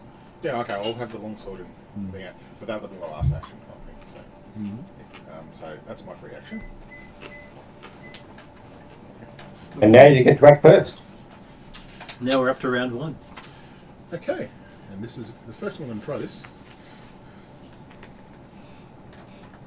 Leap down on top of them. It's a 2-action class feat called Twin Fate. Basically means I attack with one, and the first one distracts them while the other one kind of thing. It's a 2-action thing. So I still get have to do the minus for the second attack, of course. So If it's an action, there's no minus, but the next one gets a minus of both attacks. Yeah. Because if you're doing a double action attack, they both use the same attack value. Okay, I'll do. It's like the twin attack for Doomsday does the same thing, but the third attack she does in the round has the minus of the 2 attacks. So I just have to roll for both attacks, kind of thing. Okay, cool. Okay, so longsword first.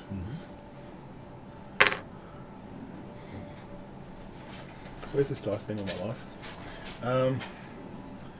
That's a 30. Apparently, upgrade. it's only got 20s on it. Yes, 30 upgraded. I need to buy more of these dice, Jeremy. So, So 30 upgraded, that just makes it a critical hit. yeah, Oh, so is it 30 total? Yeah. 30 goes plus 10. So yeah, that's okay. So it's same as before, I think. So what is your character's strength bonus? +1. +1. Yeah. So 4, 5, 1. So yeah. Dexty's better. Well, dagger's better. But I'll do the damage to this one first.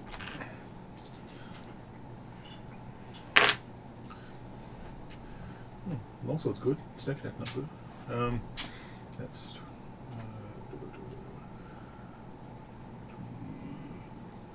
22, 23 total. And it's still going. Then the dagger.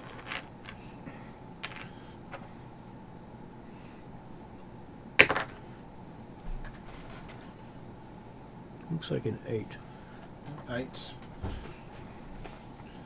That's 8 plus 14 is 22. 22. You miss. Do you get any bonuses for the attack with the other one?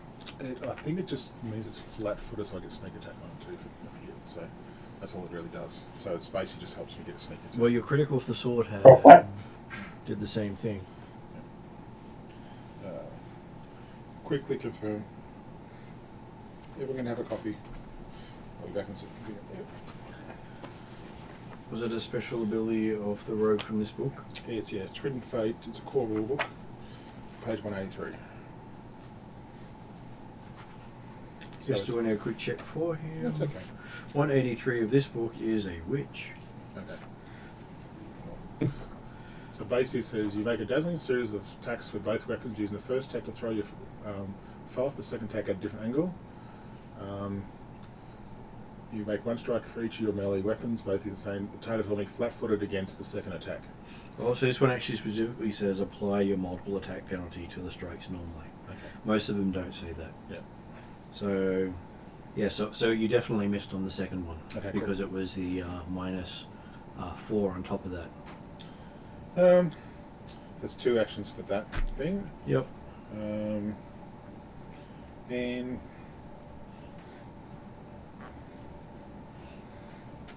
I'm not sure if I should move away from these guys or not right now, but because they haven't actioned yet, have they? No. No, they haven't. So But don't worry, they're next. if I move away now, will they trigger an action? No, because they're effectively, you're acting before them, so technically they're flat-footed anyway, you know what you're doing, so. Yeah, I'd like to move back just so I've got caught arbitrary between them if that's possible. I would Well, think everyone's that you standing should be around. moving back. Everyone's standing around the hole at the moment. Okay. So we're all standing around it, and they can come through the floor.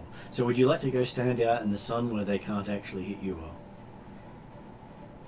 Yeah, I think I'll be smart enough to do that. So Okay. I'll just Or say at least in the doorway. the doorway. Yeah. Okay, so you take the protective light with you as you move to the doorway. Yes. Oh, okay. That means that the Wraiths suddenly all go invisible. Yeah, I know. That's okay. You guys will be Oh, fine. it's okay for you. Hey, I did a lot of damage. Against one of them. I don't know. It's a start. And then you make the rest invisible. Have we killed one yet? No. Sorry. Okay. Okay, so I will have a certain number of them come out through the ground. I will let fate decide how many come out. The green dice will work for that. So apparently 5 come out. And the first one will go for Corda. Hitting an armor class of 26. Dude! 26 will hit. Mm-hmm. It won't be a critical though. So just so you know, these guys are Irrespective of whether armor works or not. It's not a critical.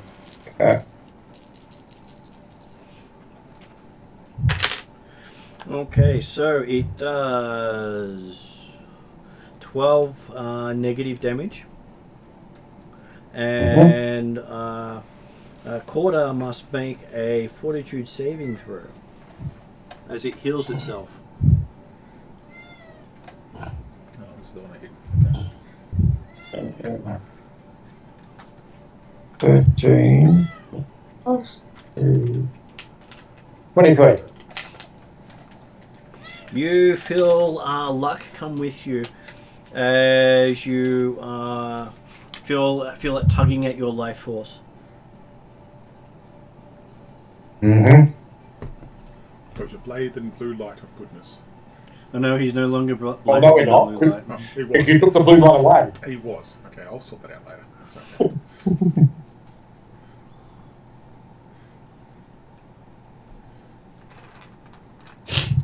Okay, so that was Corda. Next person is going for Well, Willie. that was the first attack. The first one coming out there. Only Another 4 still coming at us. yeah, only took 1 attack. Next one's going for Willie and gets a Ow. 36. Sorry, Willie. That's a critical. That is. Yeah. Damn it. Okay, so that is... Ooh, it's going to hurt a lot. So 18 by 2 is... So you take 36 points of negative damage. Ow. Ow. So how much did I do to Cordar again? Well, 12, okay. And Willie gets to make a fortitude saving throw.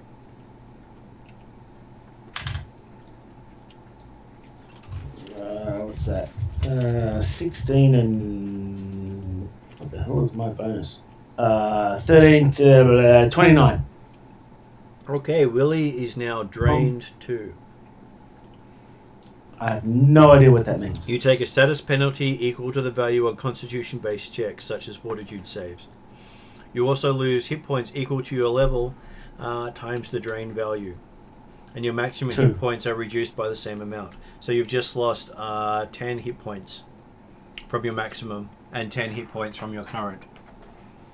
Yay. 6. I put you down? Me? No, hell no. Yeah. I mean, that's effectively 56 points of damage. If we... I hope it wasn't going to take you down, but I think it could take close.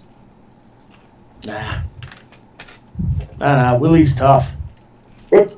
The next one pops That's up. only 2 of the 5 that are attacking so far. The next one pops up and attacks Doozer. I believe a 29 will hit Doozer. Mm-hmm.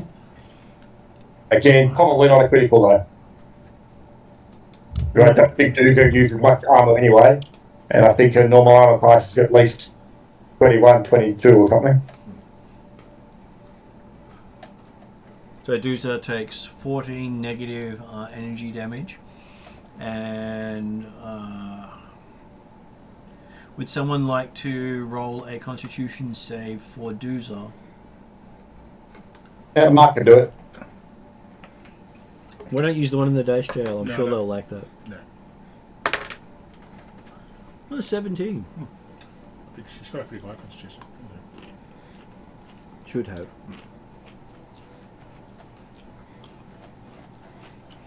And the next one attacks Parry. And misses. Buffus Wizard always gets away with it. Probably only just though. Buffus wizard known to man. And Yeah, it's hot armor. dead.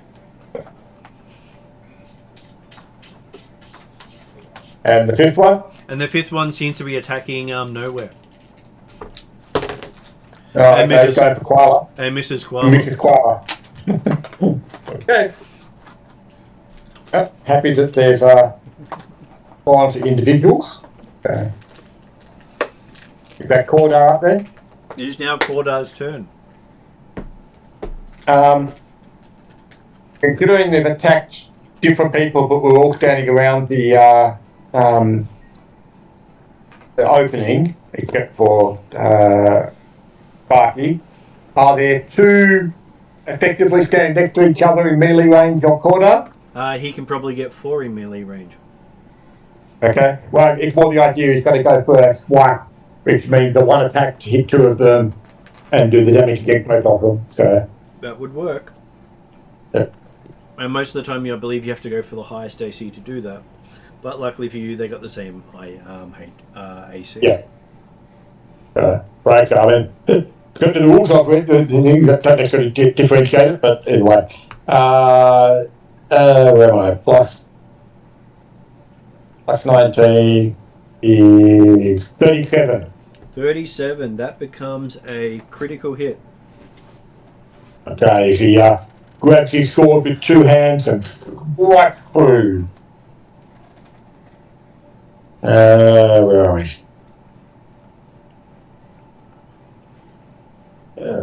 And Very nice. you will be reducing all your damage by 10. Okay. That's not as bad as I thought it would be. I thought it was going to be half. So. Resistance 5, except force, ghost touch, or positive. Double resistance versus non-magical. Yeah, okay, well, this is a magical. Oh, if it's magical, then it's just score. then it's only minus Okay. 5. It's minus 5, not minus Minus 10. 5, is it? Magical Okay. still gets a bit of a kick. Yeah. Okay, so where am I? So that Oh. 18, 23.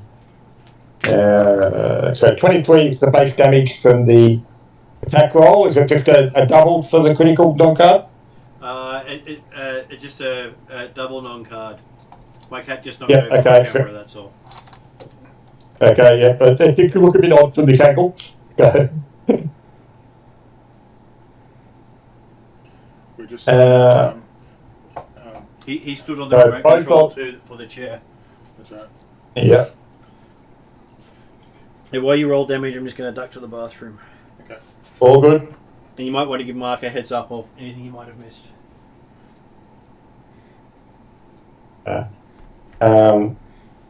What was I saying?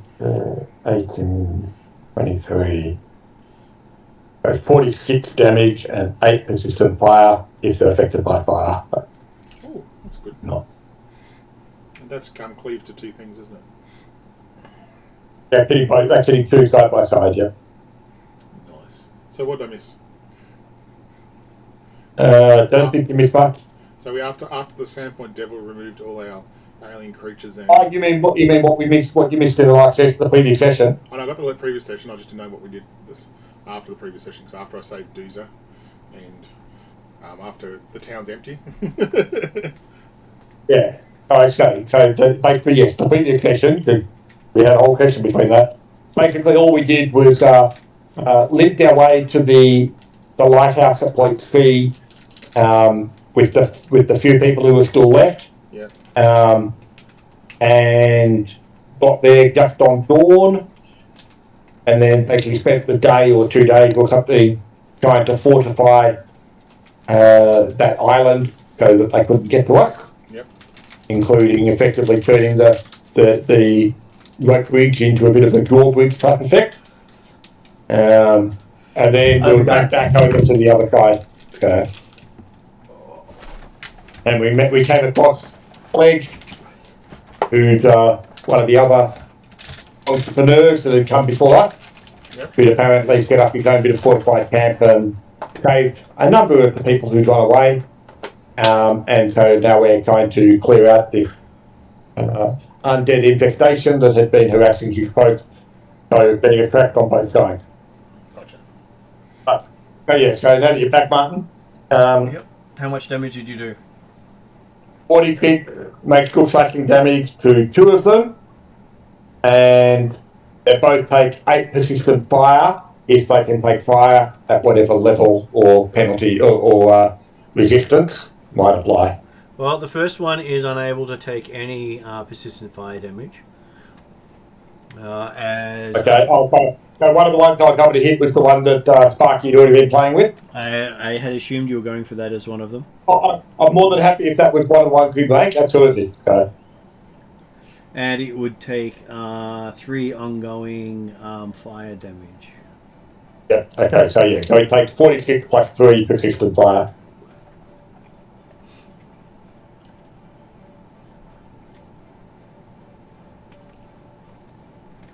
Okay, so is that considered 1 attack or 2 attacks?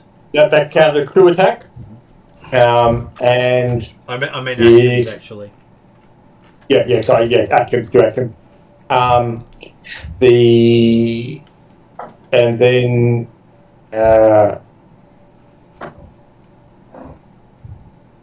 he'll basically just prepare himself to try and defend against other attackers as they come through in the crossing. Or will he do the other thing? Or will he rush outside into the light? Not until others have already escaped out there. All good. Which brings us to Willie. How will Willie save the day? Willie's hoping to not die, and that's about where that sort of ends. So first action is to drop into Toga style, and then next action is to the one that hit me with the critical. I want to return the favor. Okay.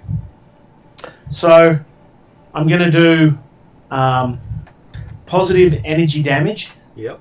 As part of my attack. Well, just so you know that positive and ghost touch do the same thing unless positive damage does extra for you.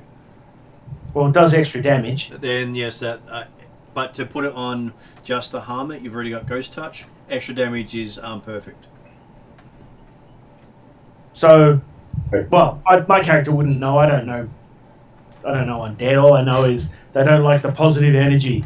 So a good thing. Add it up. If they overlap without doing anything, that doesn't matter. Yeah. So they can't hurt each other. I'll flurry of blows. The undead thing.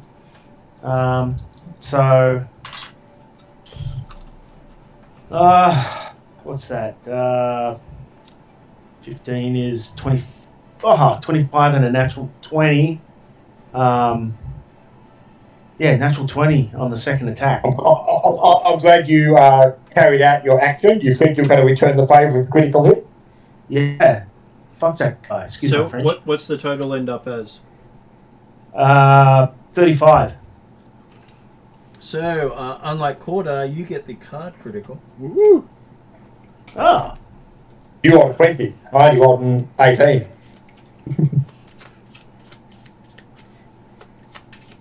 But considering you're going for one that's undamaged as well, you probably want to try and do as much as you can, see if we can take it down. Okay, so that that'd be makes great. slashing damage. It's slashing. Well, I don't know. It's slashing or it's crushing, depending on which one I want to do, and I don't really have a preference. So I suspect that slashing's not likely to have more effect than slashing against a wraith. yeah, that's probably true. What would you Yeah. prefer, bludgeoning or slashing? You get to choose. Yeah, we'll go for slashing. I mean, it's Targa style. I mean, got to go with what your Get strongest those claws out. Yeah, exactly. Okay, so you will be tripling your damage. Jesus Christ! You hear a meow in the background. That's okay. Don't call on him when you got the cat behind you. Yeah, it's like kitty, kitty. Very on. Okay, try. Does that triple the positive energy damage as well? It triples the entire thing. Holy crap! Okay. On top of Yeah, like you said, did he? Holy crap. and the triple is on top of the double. What? It's a special bonus. So you roll your double and then you triple that. Mhm. So you roll your crit roll and then triple that. 6, So I thought I was doing pretty well. I just feel like I'm out 6, between you two. I don't know. 13, 20. Well, it's not very often you get the Okay, dark so- critical, so they're always special. Well, they're So very 32 double is the double. Mm-hmm. So 32 54. triple. Oh, 32 already doubled, so 96. Holy. At 96, it completely is eviscerated by your slashes. And that's Nice. one attack. I mean, I had to do the double, like the flurry of blows on the same creature. So basically, Yeah. I've just gone slash. It's dissipated. I guess my character goes, wow. These wraps are I've definitely gotta give made my for life- bashing. Yeah, I'm thinking I've got to give my wife a hug when I get home. So I step up to the next one. If you've got an effective tack left, then they've got the damage that we're And I probably do. going for. So I'll go for another one. If we could do with easy rain. He doesn't I'll have go to for move another to one. reach it because they were attacking from the center. So -4. What's that? I think I missed 16. 16. Just lucky for you, it wasn't a critical miss. You did I was miss. going to say, yeah. Right. So I'm like, man. Alright. And So with, yeah, that's my go. and with Doozer here doing a swing and a miss, and Parry showing his arms. They come back out with me, or they just stay in the room? They stay in there at this stage. Okay. They've got targets that haven't moved into the daylight. Okay, and Quava hits one. Oh, What do I roll? And he causes a bunch of damage to no. it. You see it glow with a blue flame around it. The weapon he's using, or the wraith. The Wraith. Hmm. So that brings Did he us... hit the one that? Did he hit the one that Cordo had already damaged, or He go for a hit the different one that was attacking him. Right. Yeah. He was not standing near the rest of you. Oh, that's fine. Though he misses his second shot. So we're up to round 2. Party. In the doorway, there's none near you. I can't leave my friends alone like this. I thought they would follow me, so I kind of stepped back up to where I saw Corda massively swing and bring the light into the chamber. And as you bring the light into the chamber, you see that there are another 5 of the creatures have come up in the inner walls. Okay. I'll go for the one that I think Corda hit. I think. Okay. Yeah. So, and I'll do my twin So that is one action already spent. to move. Yep. And the other, I'll use my twin feet for the 2 other actions. Yep. So this is for the longsword.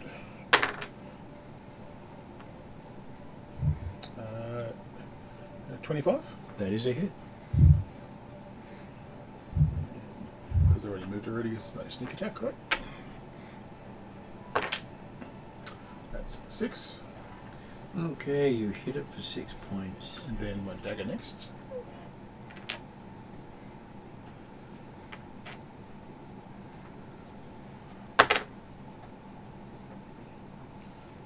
The dagger is, it's -4 for the dagger, isn't it? It is -4 for the dagger. That's 25 again. That is a hit. Now, because it's flat-footed with the second attack, or do I get a sneak attack on that one? You do get a sneak attack on it because you did the you hit with the first. Well, you attacked with the first one. Yep. I don't think you have to hit to make it work. Oh no, you don't get to hit. Yeah, it's just helps with the.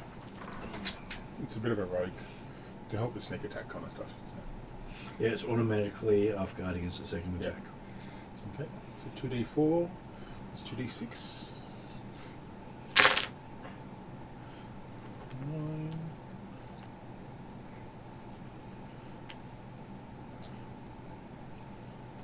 Well, there are a lot of ones that allow you to beat up on things. So that's 18 with the ghost touch. 18 with the ghost touch. Well, both of them are ghost touch. Oh, both with longsword too? Mm. Oh, I didn't know that. Okay.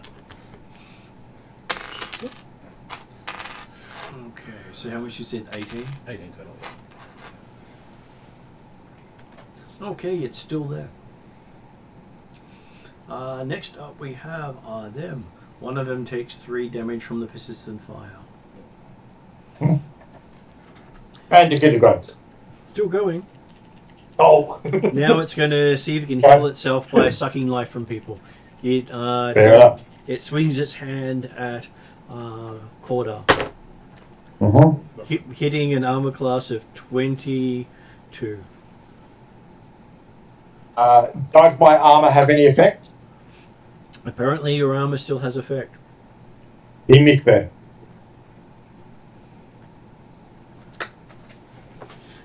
It tries to attack you a second time. Hmm. Apparently that doesn't count because it wasn't the thing, but luckily for you it got a 6. And that meant it was not a critical miss, but not a hit. Because that would have been a 19. Still a miss, yeah. Okay. Then Willie. Willie has 2 close in from behind him. Ah, okay, Willie's in trouble. One gets a Hit. 27 Hit. for almost maximum damage. Go. Doing 19 damage to you. Okay, that hurt.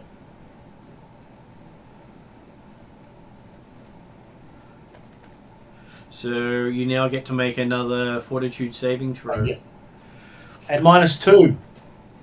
Yep. Which is 11. 11 and 18. 29. Okay, you successfully save against that one. Oh. Which could really have messed you up. You kept getting more. I failed last time. Oh, but I Yeah, got, Mark. I got critical, so that's... I had meant during your turn to have a free action yell. A 5 appeared, so say, start falling back to the doorway, but I forgot to say it. So. Yeah. And the next one? Okay. Well, he has a second swing at you. Oh, okay. This one is hitting at Missed. a 25. What? Okay. That's also a hit.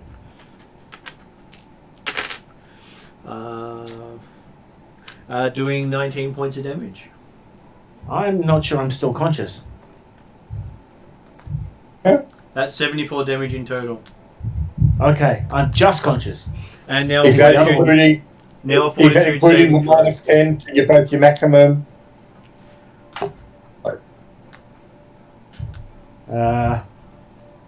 What's that? 20, 20. So you get drained 1. which is drain 3. Effectively, it's Goes another up to 5 3. points off your maximum and an extra 5 points of damage. Yep. Which I think puts me unconscious.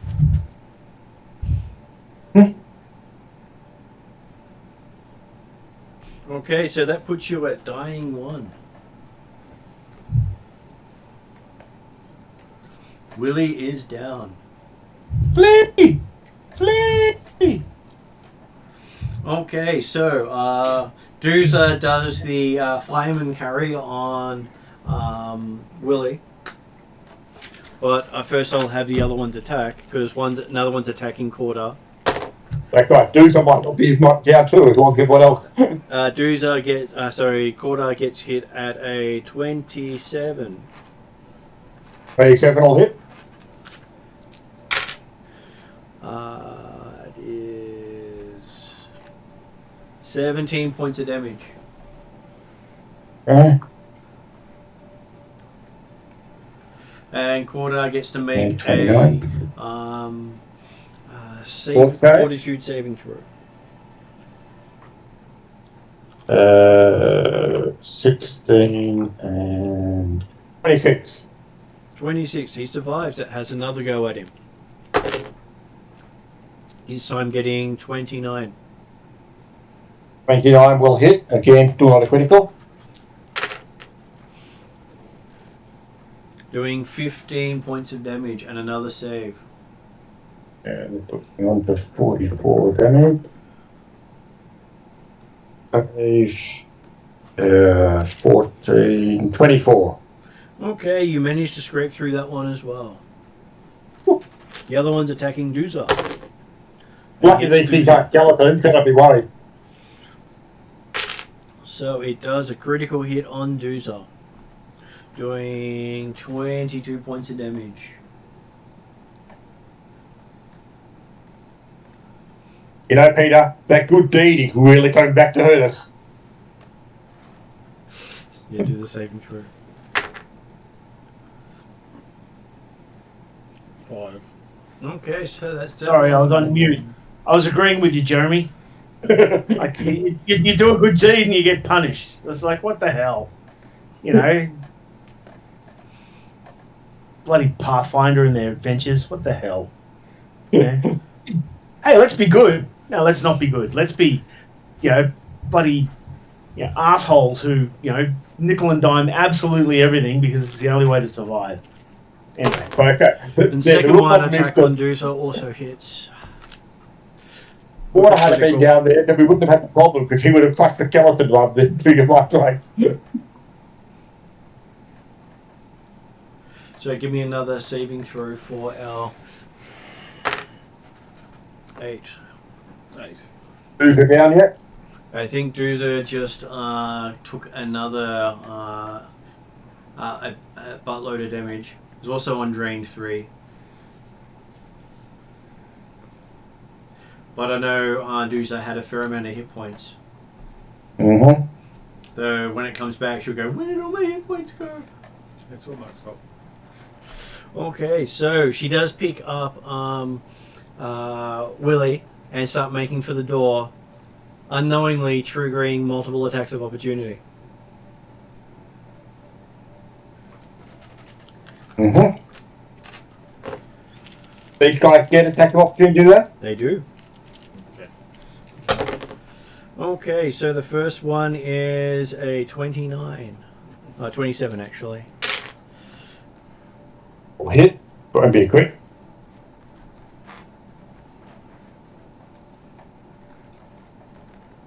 Okay, could you give me a fortitude save, Mark? Oh, goodness. That's minor. Another 8? Yeah. Well, that's okay. It can't get any worse than it is now. On drained 4. That's the maximum that can drain someone to. Sorry, Am. If you watch the recording. So, if it was damaged at all, it's now back to maximum hit points. Okay, and then that would be a 30. There's no more rolls because you can't go any further. Okay. Drain 4 is the maximum. Well, except of course they probably put the damage when we take you down. But you've taken effectively 40 points just from the drain.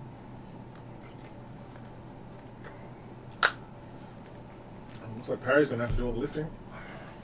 Okay, Dooza stumbles out the doorway past Sparky, and is now at dying 1.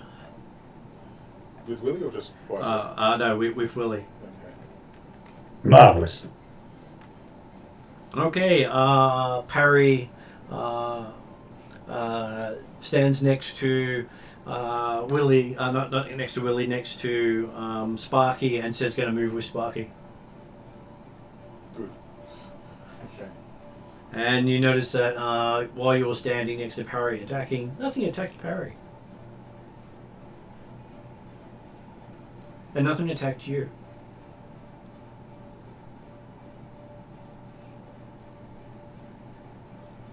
Okay. Gotta love that sword.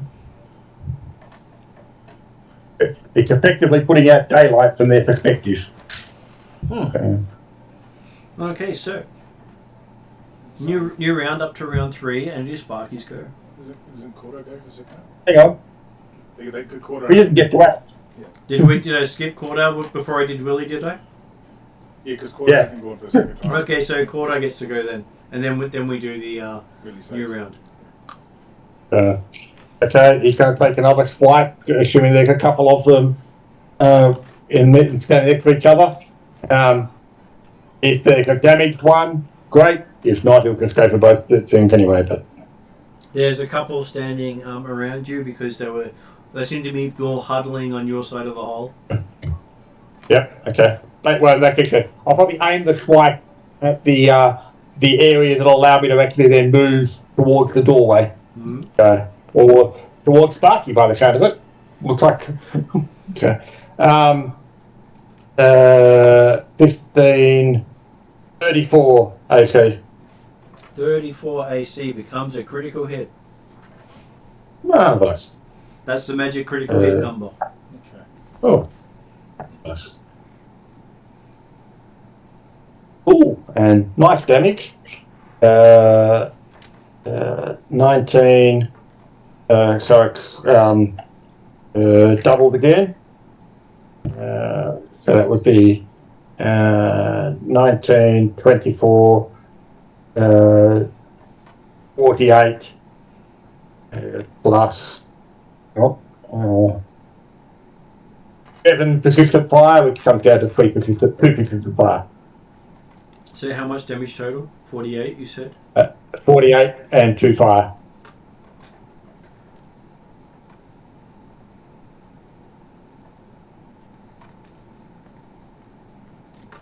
Okay.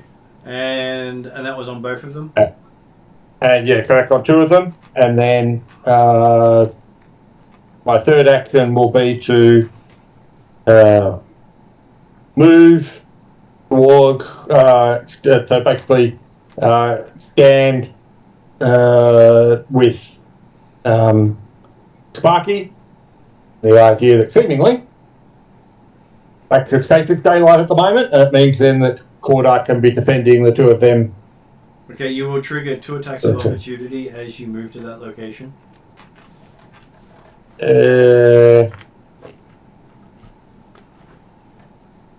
Okay, then I will just take a step in that location then to avoid the start moving towards, but what actually. That's the reason why I pointed out they did do an attack of opportunity, and there was 10 of them to start with, so you've only taken out 2. I thought there was only 5 or 6.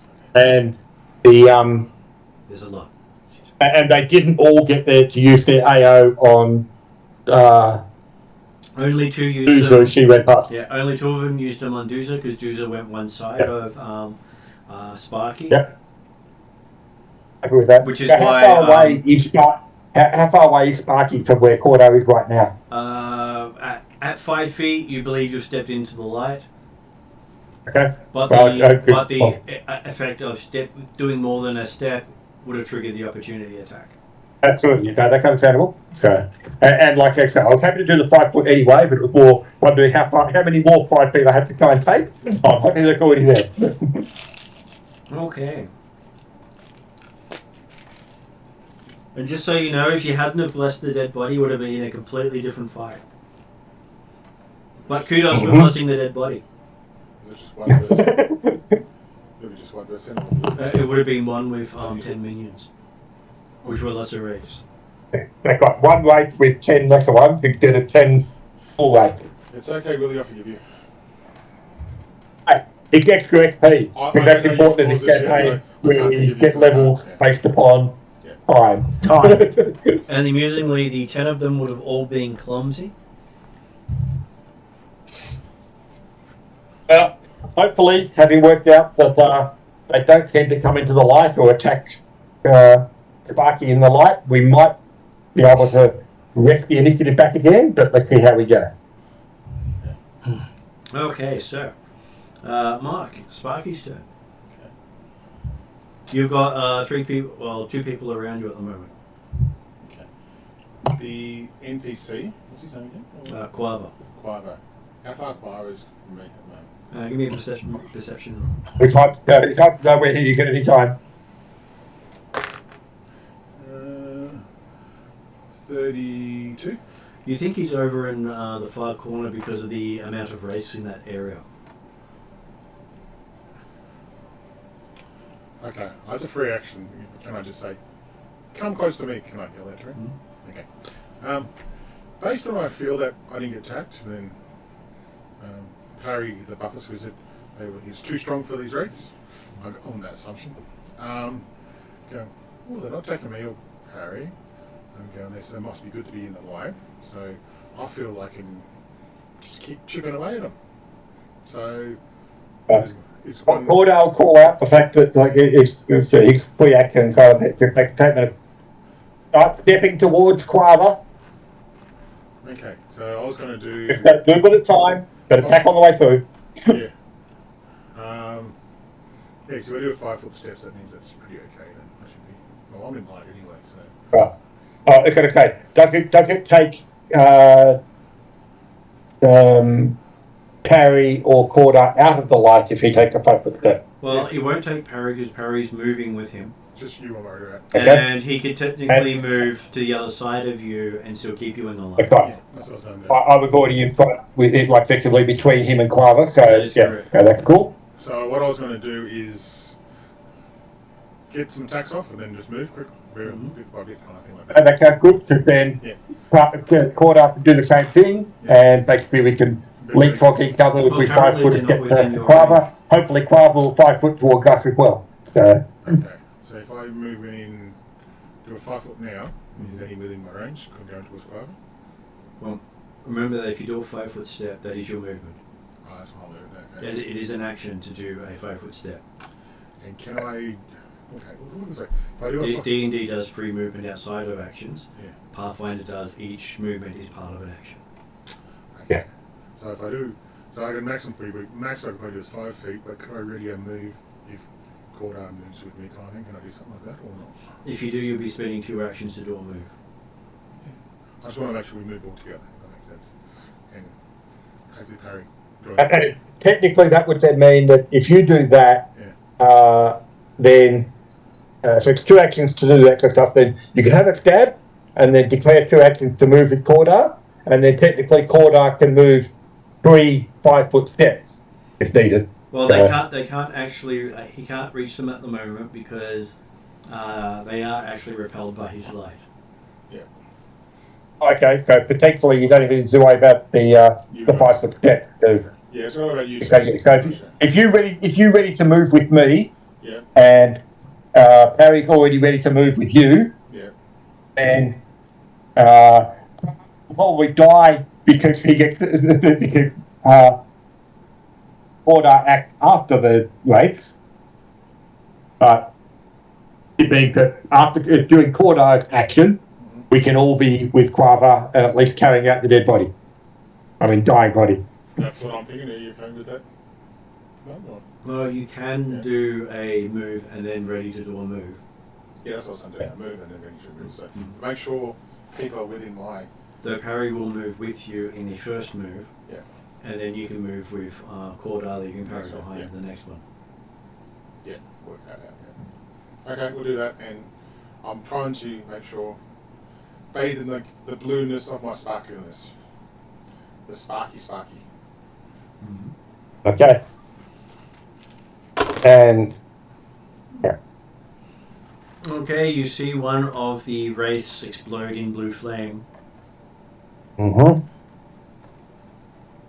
Hopefully Quava can use some of his action to clear a space to move towards Sparky.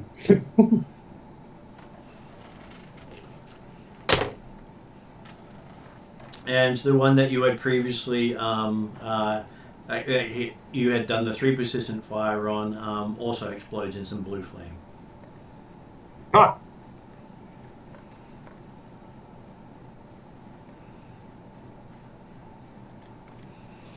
So that's about 5 or 6 of the 10 down now, isn't it? 4 of the 6. You've got 2 of them that you had done 48 damage to with 2 persistent fire. Yeah, okay. Well, it was the kind of thing I was thinking, well, you took 2 out in the first round and then Quava's taken 2 out, or 2 out and 1 gone for persistent. And I thought, oh, there must be, come on, another couple somewhere along the line, wouldn't there?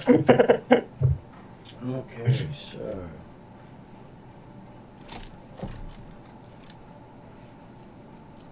Let's see how well Quava goes. Apparently not so well.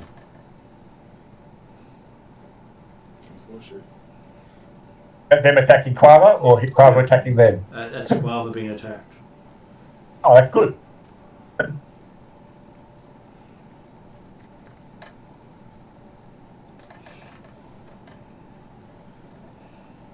But Quava manages to make it to quarter.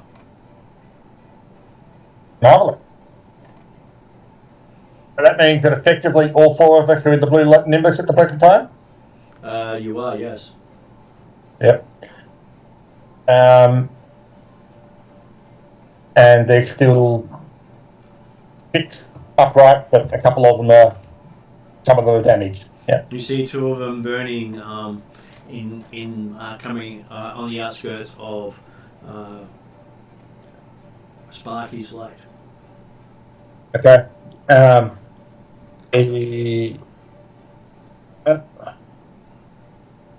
Order at another one, or another 2. But working on the idea of, hey, we can probably step carefully back to the doorway, but we can get the attack in on the way through it if we need to. So, you can do a step to get the others in range, because the ones closest to you had been killed off. Oh, okay, so it would require a step to get to within range? Yep. Does that keep you in the blue light, though? It does keep you in the blue light. It's Sparky actually got in front of me, didn't he? 14, unfortunately, 33 to the 33 AC. still a hit. You're 1 short of a crit. Yeah. Yes. And it's only... Well, actually, considering they're on the edge of the light, that is a critical hit because their AC have dropped slightly. See, Sparky has helped Cordo out. I want this to be noted at every other session in the game. Hey, I already noticed Sparky was doing good things right now. I know. Unfortunately, it was still poor damage roll, so it still hit 11, 22 damage for the 2 of them, and nil persistent fire. Okay. And then that's Cordar's action. Then we get a death saving throw for Willie. No, you can't. Okay. Still getting the monitor. You still get the... it's a flat check.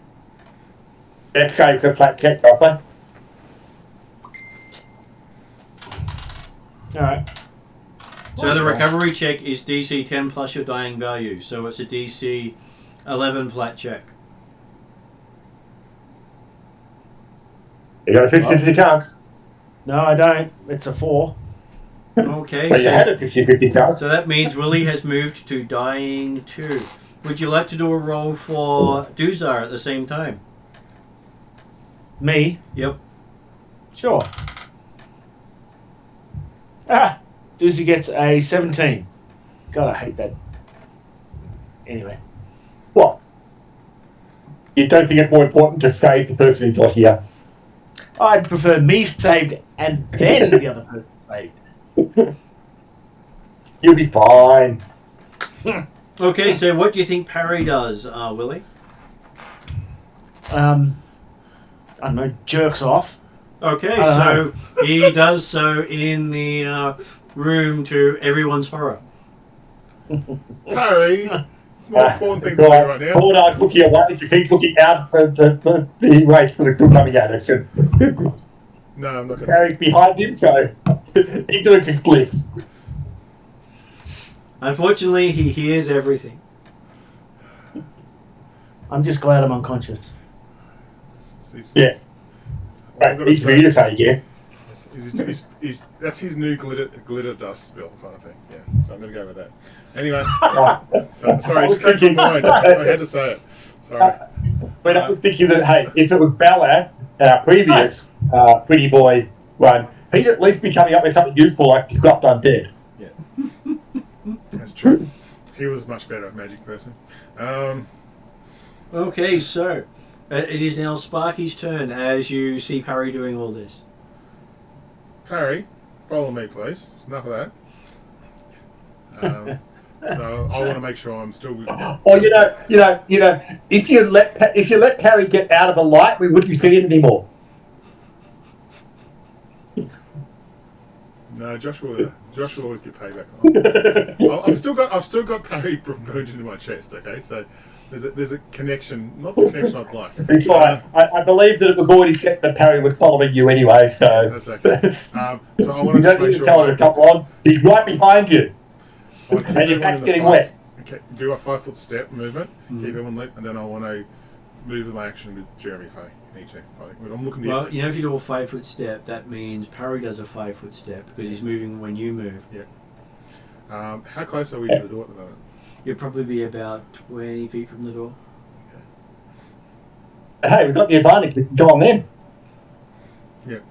So, I'm just going to keep that kind of light circle around the team, and I'll use my other 2 actions just to move with Corda on his turn. So. Okay.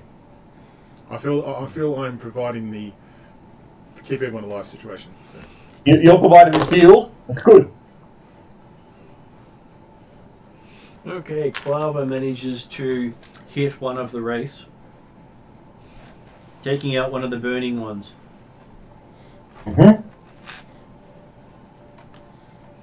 Has Quava been using a 5-foot step towards us each time as well? He has been moving with you, yes. Yeah. Oh, that's right, yes. He actually he's in the light already. That's right, yes. And he critically hits another one, and you see a extra one burst with a blue flame. Right. Okay, so that brings us to them. One of them burns brightly, then continues to burn. Nice. We should have 3 left, 4 left. 4 left. And the other 4 seem to be struggling around the edges of the light. That's right. You stay back. You heard enough, my friends. Corda's up. Okay. If I need to take a step towards a pair of them, I will do so. Otherwise, I will take a swipe at a pair. Okay, as you take a step, give me a reflex saving throw.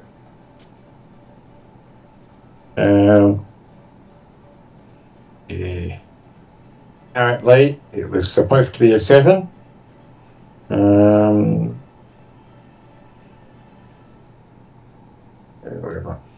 Reflex 18. Okay, so the ground's slightly slippery where you step for some unknown reason.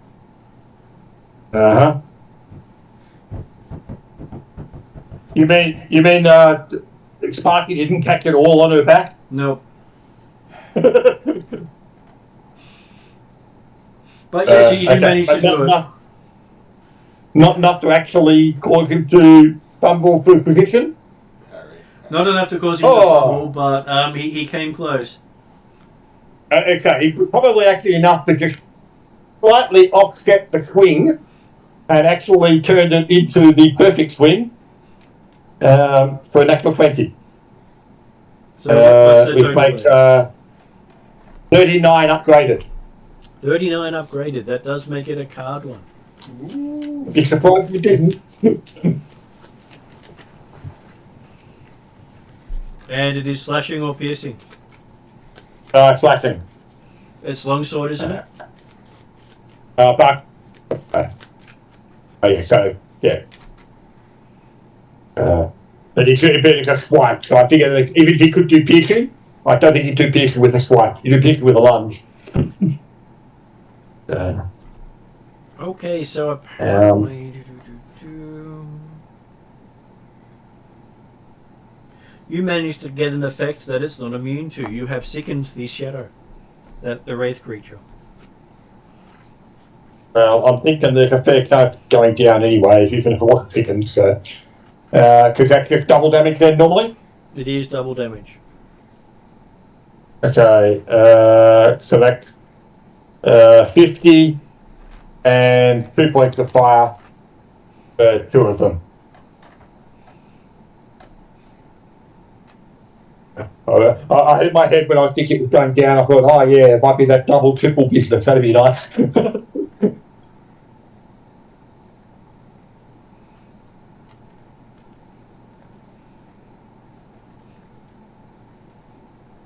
So 50 points and how much persistent? 2.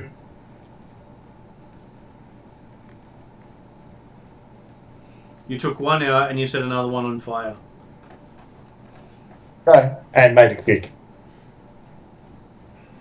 Okay, so... It's got much that stomach. It's really hard to get rid of, because Ackman won't do anything when it goes straight through. Okay, so also it struggles to throw up because hey, it's got nothing to actually throw up. Exactly. It's the most strangest looking wraith in the world right now. Okay, so we're up to Willie having another death saving throw with a flat check against 12.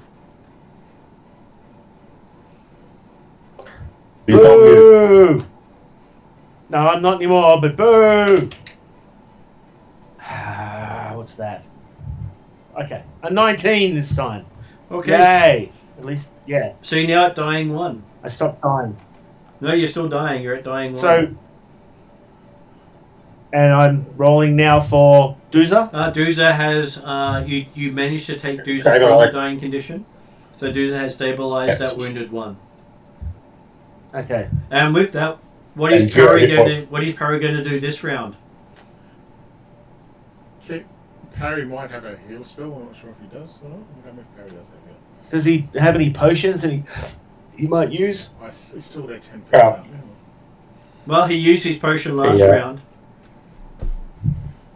Not the parry potion. We're talking about a real potion. Oh well, that's funny.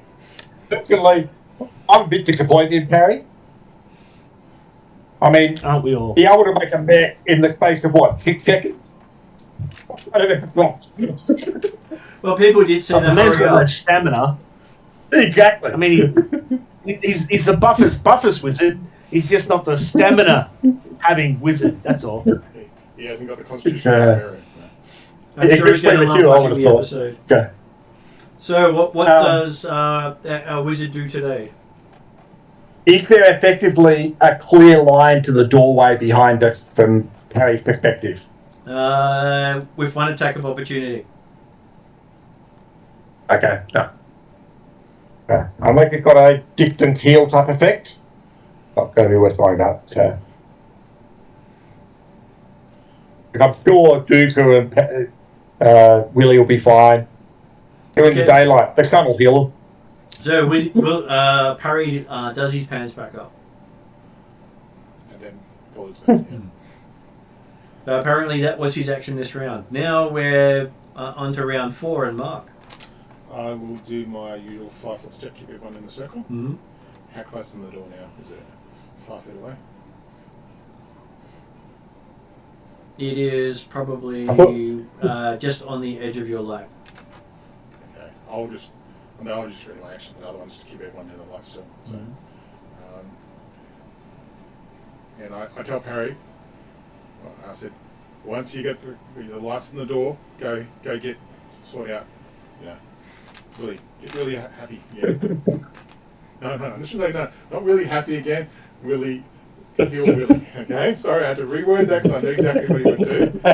And I was concerned when you started with sort out. and I say, yes, make sure Willie doesn't die. Keep your pants on. I say. Yes, keep my pants on, sure. Sorry, Willie. Just channeling a bit of Josh there. Yeah, that's fair enough. That's a fair. I expect no less. So,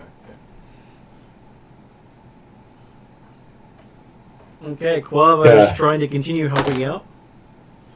Manages to hit. And he takes down one of the creatures you hit, Marvellous. leaving 2 left. Including the second one, or he took down the second one? He hit 1.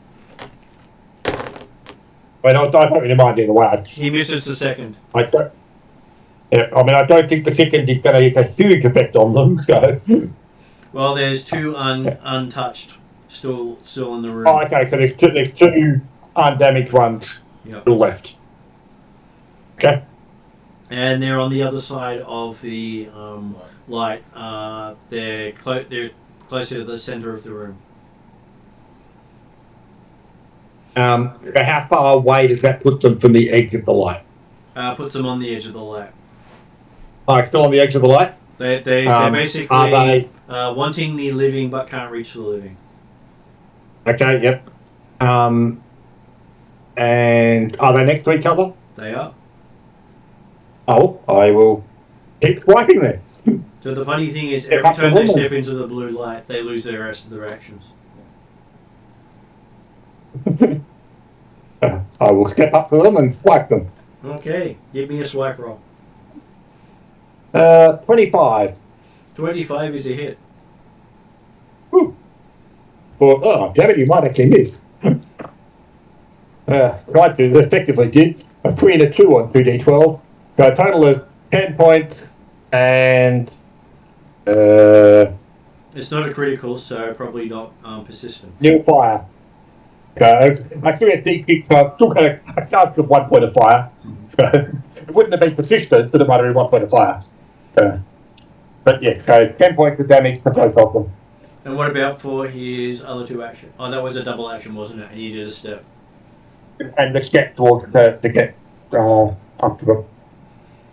Okay, so we're now over to Willie and another death saving throw. DC is 11 on a flat. 11. So you're back to 50-50. It's still on mute.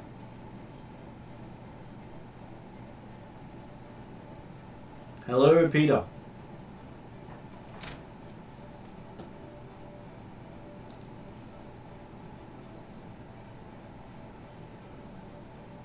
I don't know if Peter gone, but I was about to say that the camera had frozen for Mark, but I think it's still working occasionally. Oh, no, it hasn't frozen. It seems to be working. Mark just froze. It's just not frozen. Okay, so Peter, what was your saving throw? Your death save? 4. 4, so you're 19. For you Again? Oh, again, sorry. No, I didn't roll again. It's my bad. DC 11 on a flat check. Oh, bloody hell. 4 on the dice, so minus 4 would be 9. 13. There is no plus or minus. It's whatever you roll on the dice is the number you get. Oh, okay, 4. So you're back to dying too. Bloody hell. So flat checks are a D20 versus the DC, nothing added or minus from it. Okay, yeah. Okay, so what is Parry doing this round? I did ask him to say, Willie, if we're in the door, if he's got the full light of the doors all in light, and he's outside. Yeah. Yeah. Okay, he'll go out and do Parry. a stabilize check on. Stop me from dying, Parry. God damn it. Right, yes. Give Willie you make a potion. Well, potion would be nice.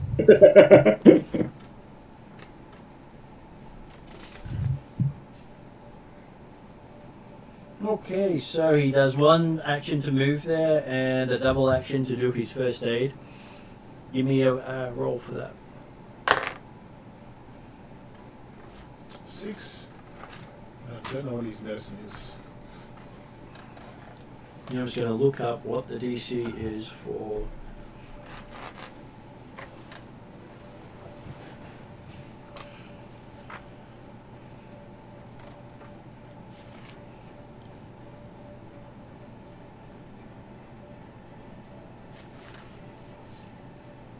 But don't forget critically failed. So it's 15 plus a dying value. It is 17 would have been his DC attempt to save you. Yeah. So unless he's got, I don't know what his medicine Plus is. 13. It's a wisdom check. You might be trained in it. So what do you get for the roll there? 6. So you'd at least add 5, so that's 11. You'd probably add potentially 2 for wisdom. Yeah. 13. I think he might just. Okay. He failed, but he didn't critically fail. Mm-hmm. Alright. I'm the medicine. I'm our first aid person usually, so. Okay, but for some reason it involved removing trousers. Willie's trousers. And it wasn't Parry's either. Sorry, Willie. Okay. Or maybe that's why he failed. Maybe he removed Doomsday trousers. Good point. Sorry, He worked on the wrong patient. Okay. So he's going to let me die. Is that what I'm hearing? He tried to say. He was distracted by another person next to you. So. Okay, so what do Holy you, shit. we're up to Sparky's turn. So, if I move 5 feet, will I be able to do At 5 feet, you breach the gap between the door, Okay. but you take a quarter out of the light. Okay. Give delay. I'll delay to up the quarter, saying, then. Because then Quava and Corda have both got a chance to kill them off, and then we can then head out upward. Okay, Quave hits the one that Corday hit before. Well, both the ones that he hit, so they've both been hit. So. And then he attacks it a second time and misses. Ooh.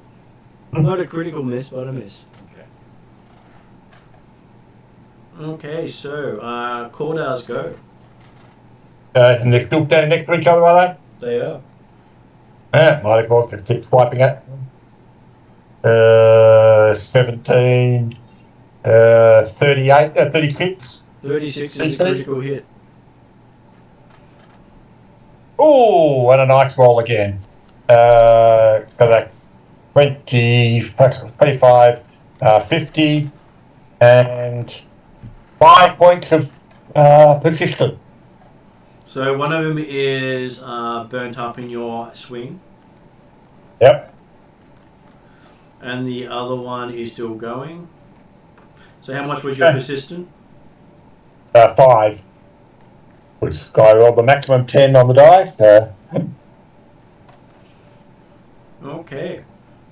So that brings us to Willie's dying save. Can I go before Willie? Oh, no. Yeah. Oh. You We can got go. this. You got this now, Corda? There's one left. There's one left now. You okay with one left? Yep. Though We got this. it will act before he can if you leave the area. But Clive will act before it, won't he? No, yeah, technically yes. Yeah. Okay. So okay. I go over and do a medicine or stabilization check on. Okay. Willie.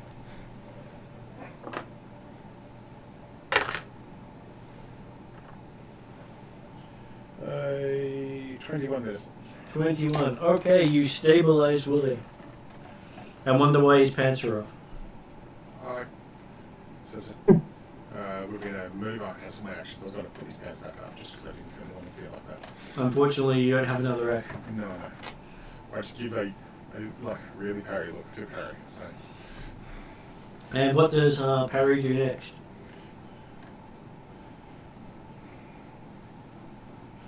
Harry will finally find his spellcasting and do a magic missile or something to finish off the last one.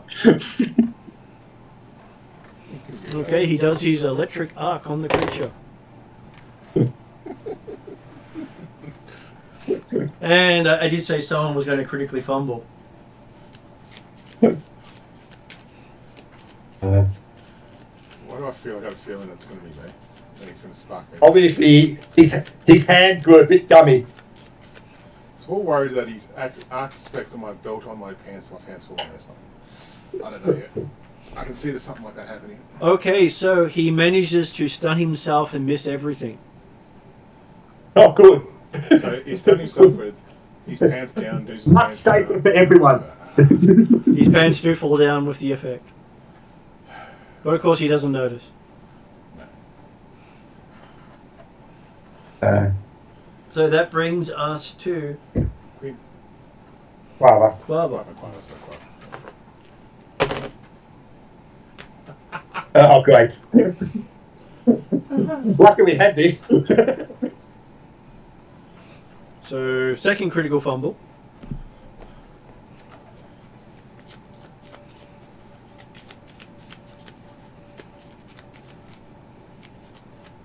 Oh, actually, that's not a critical fumble. That's just a miss. Yeah, 'cause he's pretty good, isn't he? He hits something. It's not a card critical fumble.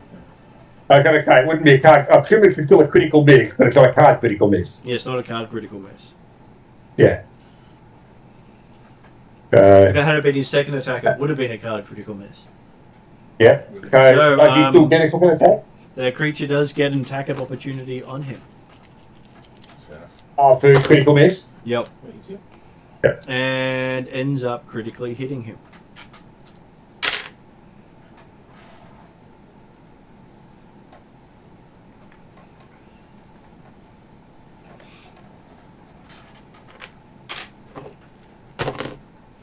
And apparently putting him on drained 4. Oh, poor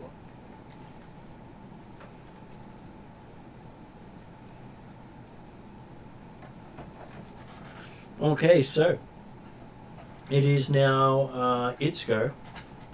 Did Quava get a second attack? Or the critical miss effectively counted it? The critical miss, he can try again. But he does have a -8 to the roll. Or I'd be going to just step back. A couple steps back, so therefore the creature's going to go for me rather than him. Okay, he does 2 5-foot steps. Yep. To get to the doorway. Well, actually, 1 5-foot step and then 1 move out into the light. Okay. Then Corda, you're attacked. Yep. Oh, shit. Oh, God. So that makes it a 37 upgraded. Yeah, that'll be a critical upgraded. Okay, so a critical hit on the player. Why do I knew it. Lucky we got this when 2 1s actual 20s.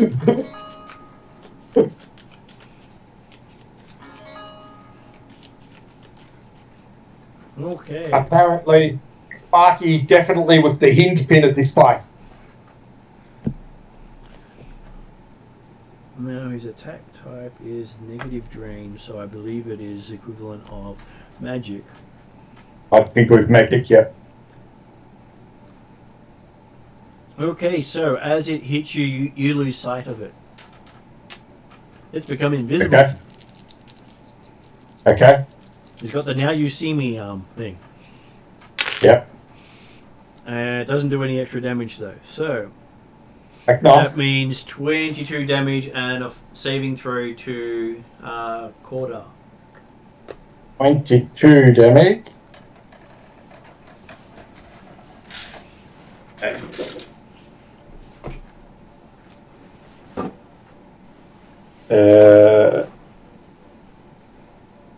Fortunately, she's probably okay. We might fought 27. 27, you're good. Now you're up. Okay. Okay. If you had failed, He only had 5 hit points left, so that would have been, you would have been unconscious. There's only one of them still there, though? There is one still there. Okay, then we will go. But he's invisible to me, is he? He is invisible to you. Double check. I don't have blind fight. Thought I picked it up along the way, but apparently not.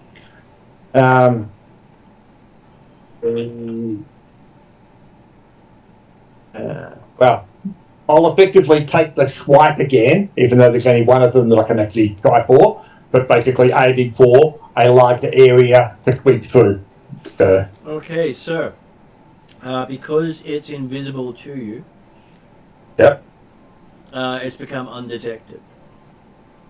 Which Okay. means the GM rolls the flat check to see if you hit it in secret. Okay.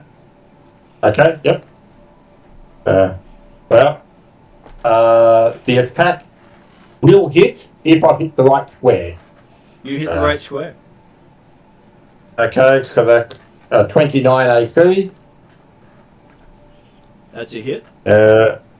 For 16, 21 points of damage, and no fire. Although I still have the 5 points of fire that it was on fire for 5 last time, so. It did take the 5 damage, and with your strike, it burns up and dissipates. You have taken out 10 wraiths.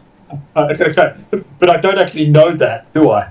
You see the flame as you hit it. I do see the flame actually. Okay, cool. I was thinking, hang on. Yep, I'm just sweeping blindly, and the creature's dead, but I've got no idea. So the amusing thing there was, it was a brilliant thing to actually give last rites to the body of the wraith who was in charge of all the wraiths on the island. Unfortunately, once that wraith is sent on to its next life, all the minions become full wraiths. And there was this party of people right above them when they had free will to attack the closest living thing. Yep. Otherwise, they wouldn't have worked together. Peter and I were saying, no good deed goes unpunished. Especially in Pathfinder 2. Yep, I true. remember the last time I tried a religious thing, it didn't go well for my character. Don't. Yeah. From now on, And that's it. Done. Hey, look. No, it's okay. It's perfectly fine to do life rites on skeletal bodies, as long as you do them the same way that Cordar does. What? No. That's the skull beneath your foot and scatter the bones. Yes. I'll do that from now on. Okay, so one thing Willie does notice is apparently he can sarcasm again. What? Really? No. But Okay. you did something. You did something in the name of your god without knowing about it. Well, I don't have a god, so that's a thing. But hey, if instead of going squeak squeak squeak, my character actually gets to do the sarcasm. I'm like, yes. Yeah. But it's your belief in the thought that you don't have a god, it's the reason you don't know when you do good things for your god. Yeah. Yeah. Very true. So yes, you actually did a thing that made your god happy. So Yeah, but Yeah. again, having no god and just trying to do the right thing. Yeah. Yeah, no. But the point is, if you did something your god was happy with, was it the last right, or was it the releasing 10 right? Yes. Now remember, Yeah. only the DM knew the difference. We don't know this as our characters. So. Willie did an insight roll that said that, this is all me. I think Willie did a good thing in my eyes.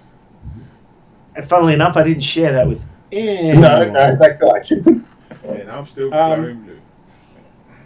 So Cordar basically resting on his blade, stepped back into the light coming through the doorway, although he stayed inside the chamber right now, and he's basically calling back over the shoulder saying, all good out there? Everyone alive? You see that Willie and Dooza seem to be out for the count. Cordy's almost dead on his feet anyway, so it was more case of, that's why we qualified his question to everyone alive. They appear to be. In which case then, Sparky, come and bring that sword back in here and we'll have another look down this hole and make certain nothing more's coming out of it. Okay, you sure you want to go back in there? I'm not going to go, I want to make certain there's nothing more coming in right now or coming out. So. Okay, stay within 5 feet of me, don't do anything stupid. Absolutely. Yeah.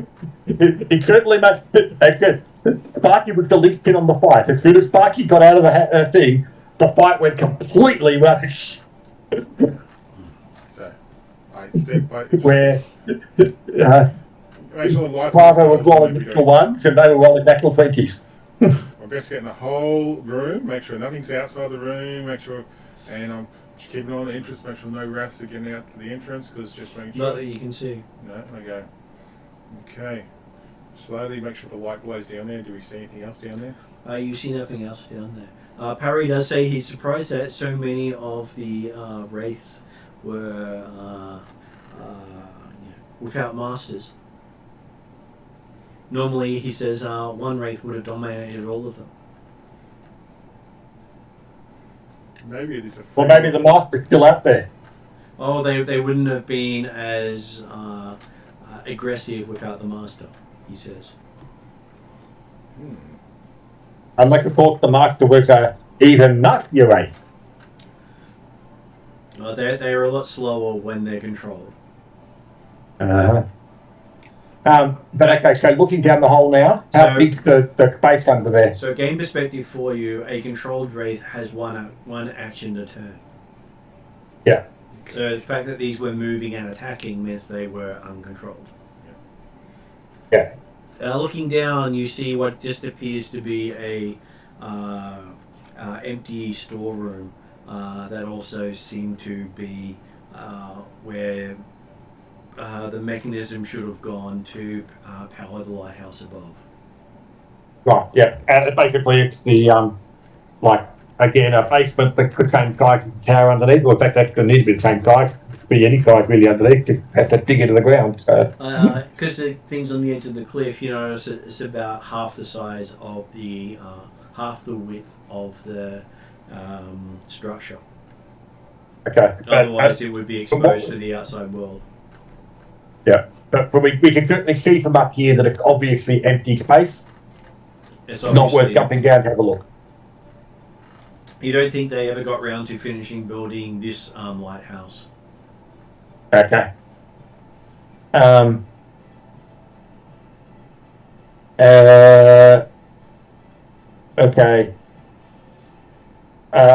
We're about an hour from the campsite, weren't we? When everyone was walking normally, so it'll be a couple hours back to the campsite carrying stretchers or things.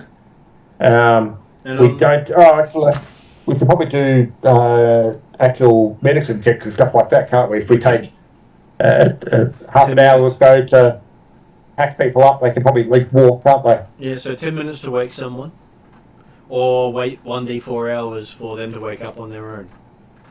Yeah. Okay, I can do some rolls. So I'll go with best buddy really first.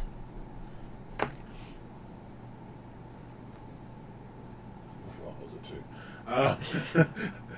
That's a 9 plus 13 is 22. 22, so that is 2d8. I trust your boss. Oh, really? It's my dice, they always roll bad for other people. You got 6 hit points. Really? So Willie is on 6 hit points. Hey, that's more than quarter.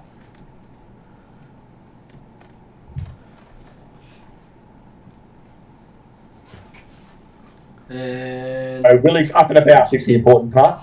what about Dooza? Dooza, 12 plus 13, 25. Okay, so it's 48. I trust it, I think it is. 5.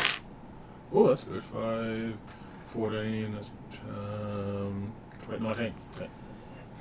5 plus 11 would be 20, 16. Okay. 7-7. Oh, 7, 7, 14. Okay, I thought it was a 4. No. Yeah. So That's- 19 for Doozer. 19, seducers on 19.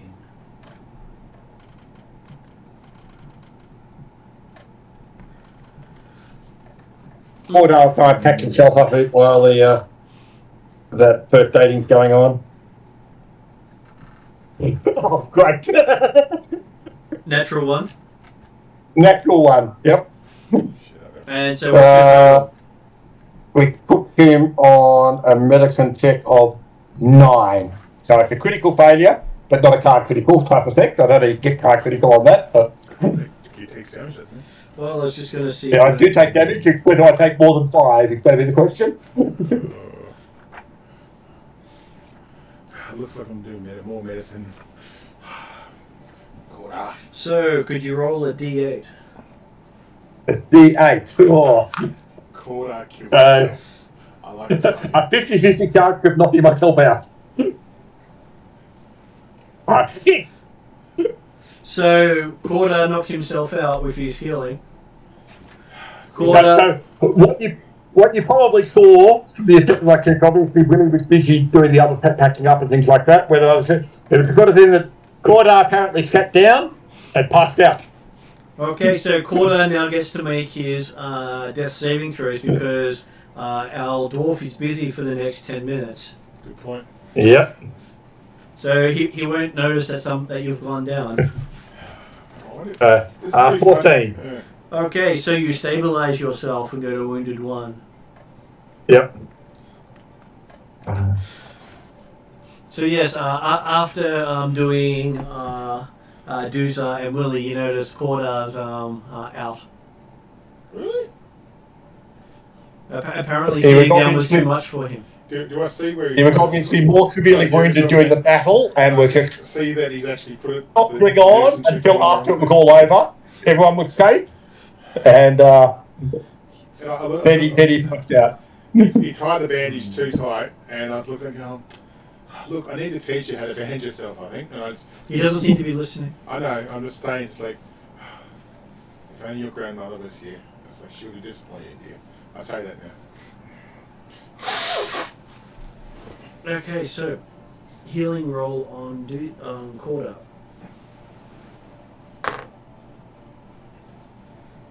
You got a good roll for me. 29. So that's a 48. 4, 11, 16. So you're on 16 hit points. Yeah. Okay. In some ways, that was a bit of a cunning plan by Corda, because really, Sparky wouldn't have healed him otherwise, and 16 is more than what he would have got for his own healing. Okay, so you all make it back to Clegg's camp and realize that you're probably going to have to spend 3 to 4 days recovering. I will ask Parry about my blueness, because Parry knows all things magical. Yep. So he talks about how it's a hands-on check. Okay. Was Sparky doing all these medicine checks with the longsword still stuck in her hand? Yep. Yep, I'm very talented. These are very Yeah. researched and very good at our one-handed medicine skills. I was thinking that when No I was wonder rolling too. Corda passed out while watching you start to do medicine. Luckily, I put my other dagger away before, but I had still hang the longsword on, because it could have been a more interesting and more one of those. I think it's a particular check you can do for a very barbaric medicine check. There's a talent skill you can get where you can actually, it's really good or really bad. So, but Did Sparky have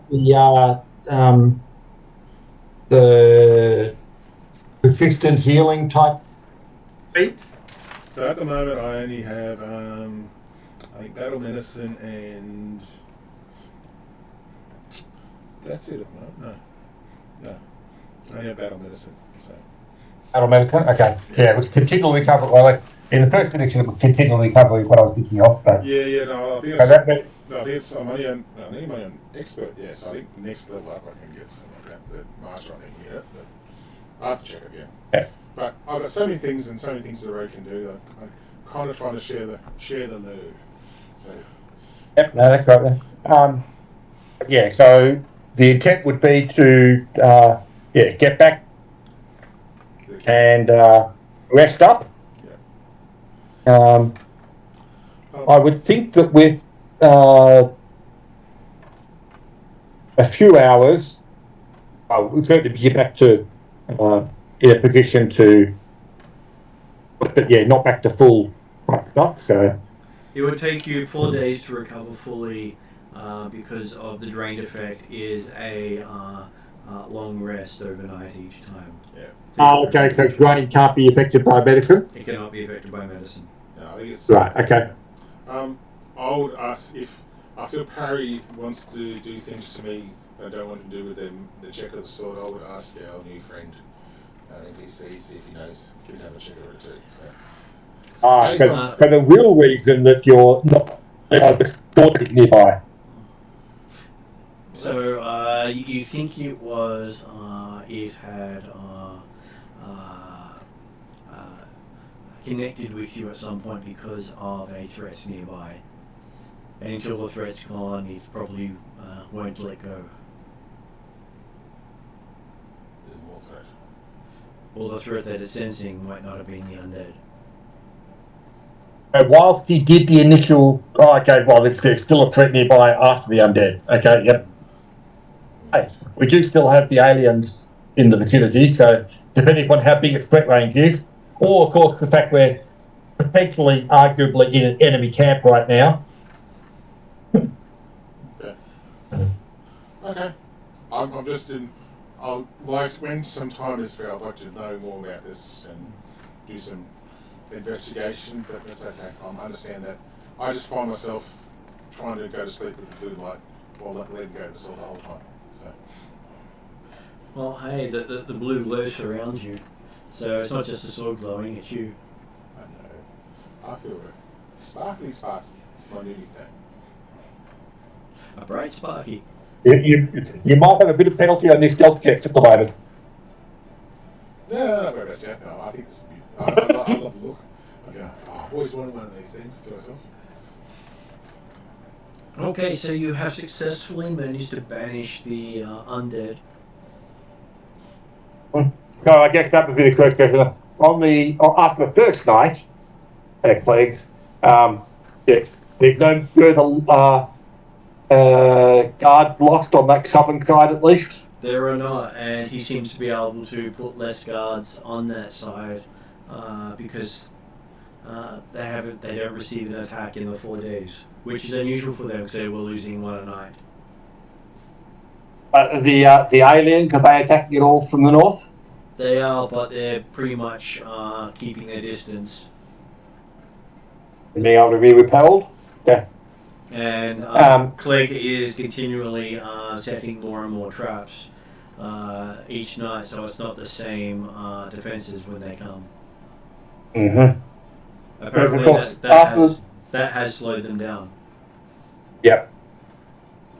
Because of course, after the first night, I guess the party can get together to have a quiet conversation and about the idea of whether or not we want to be staying in this campsite or recovering back at the lighthouse on the other side of the island.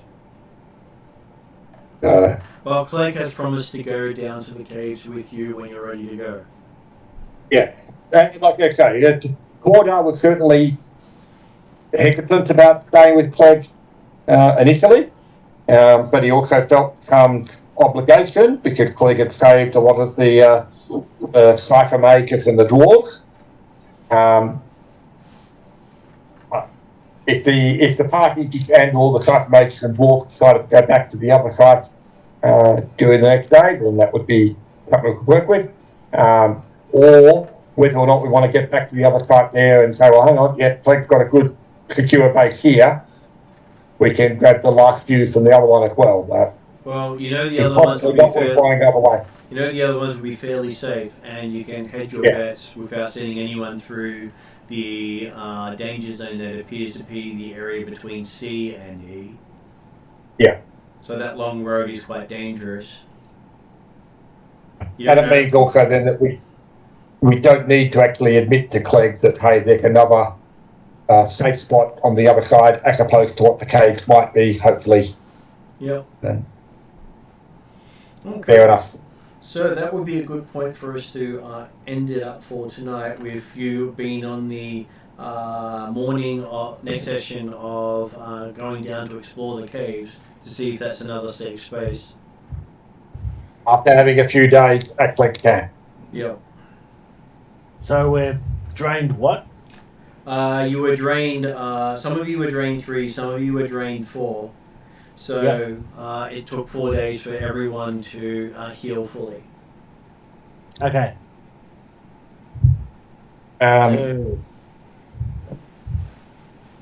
Obviously, as I say, Corda was feeling okay the next day. If he never got drained, and he wounded to be gone. I demonstrated to Corda how to tie bandages properly after he failed. So do that when you wake up. He'll then spend the days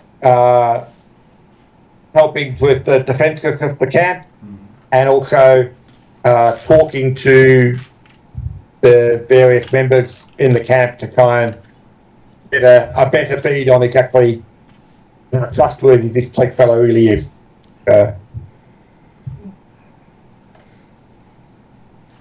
Okay, so you'll have 4 days to make that check, which you'll find out next session. Okay, that's good. All good. Okay. I make sure Para keeps his pants up all the time. Okay. That's not a... So, that's a flat problem. Sparky let go of the sword in 4 days, or stopped blowing in 4 days.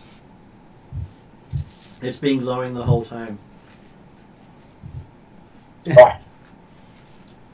Sparky will decide to talk to people now next session. Okay, so do you want to add anything before end credits? Yeah, I'm good.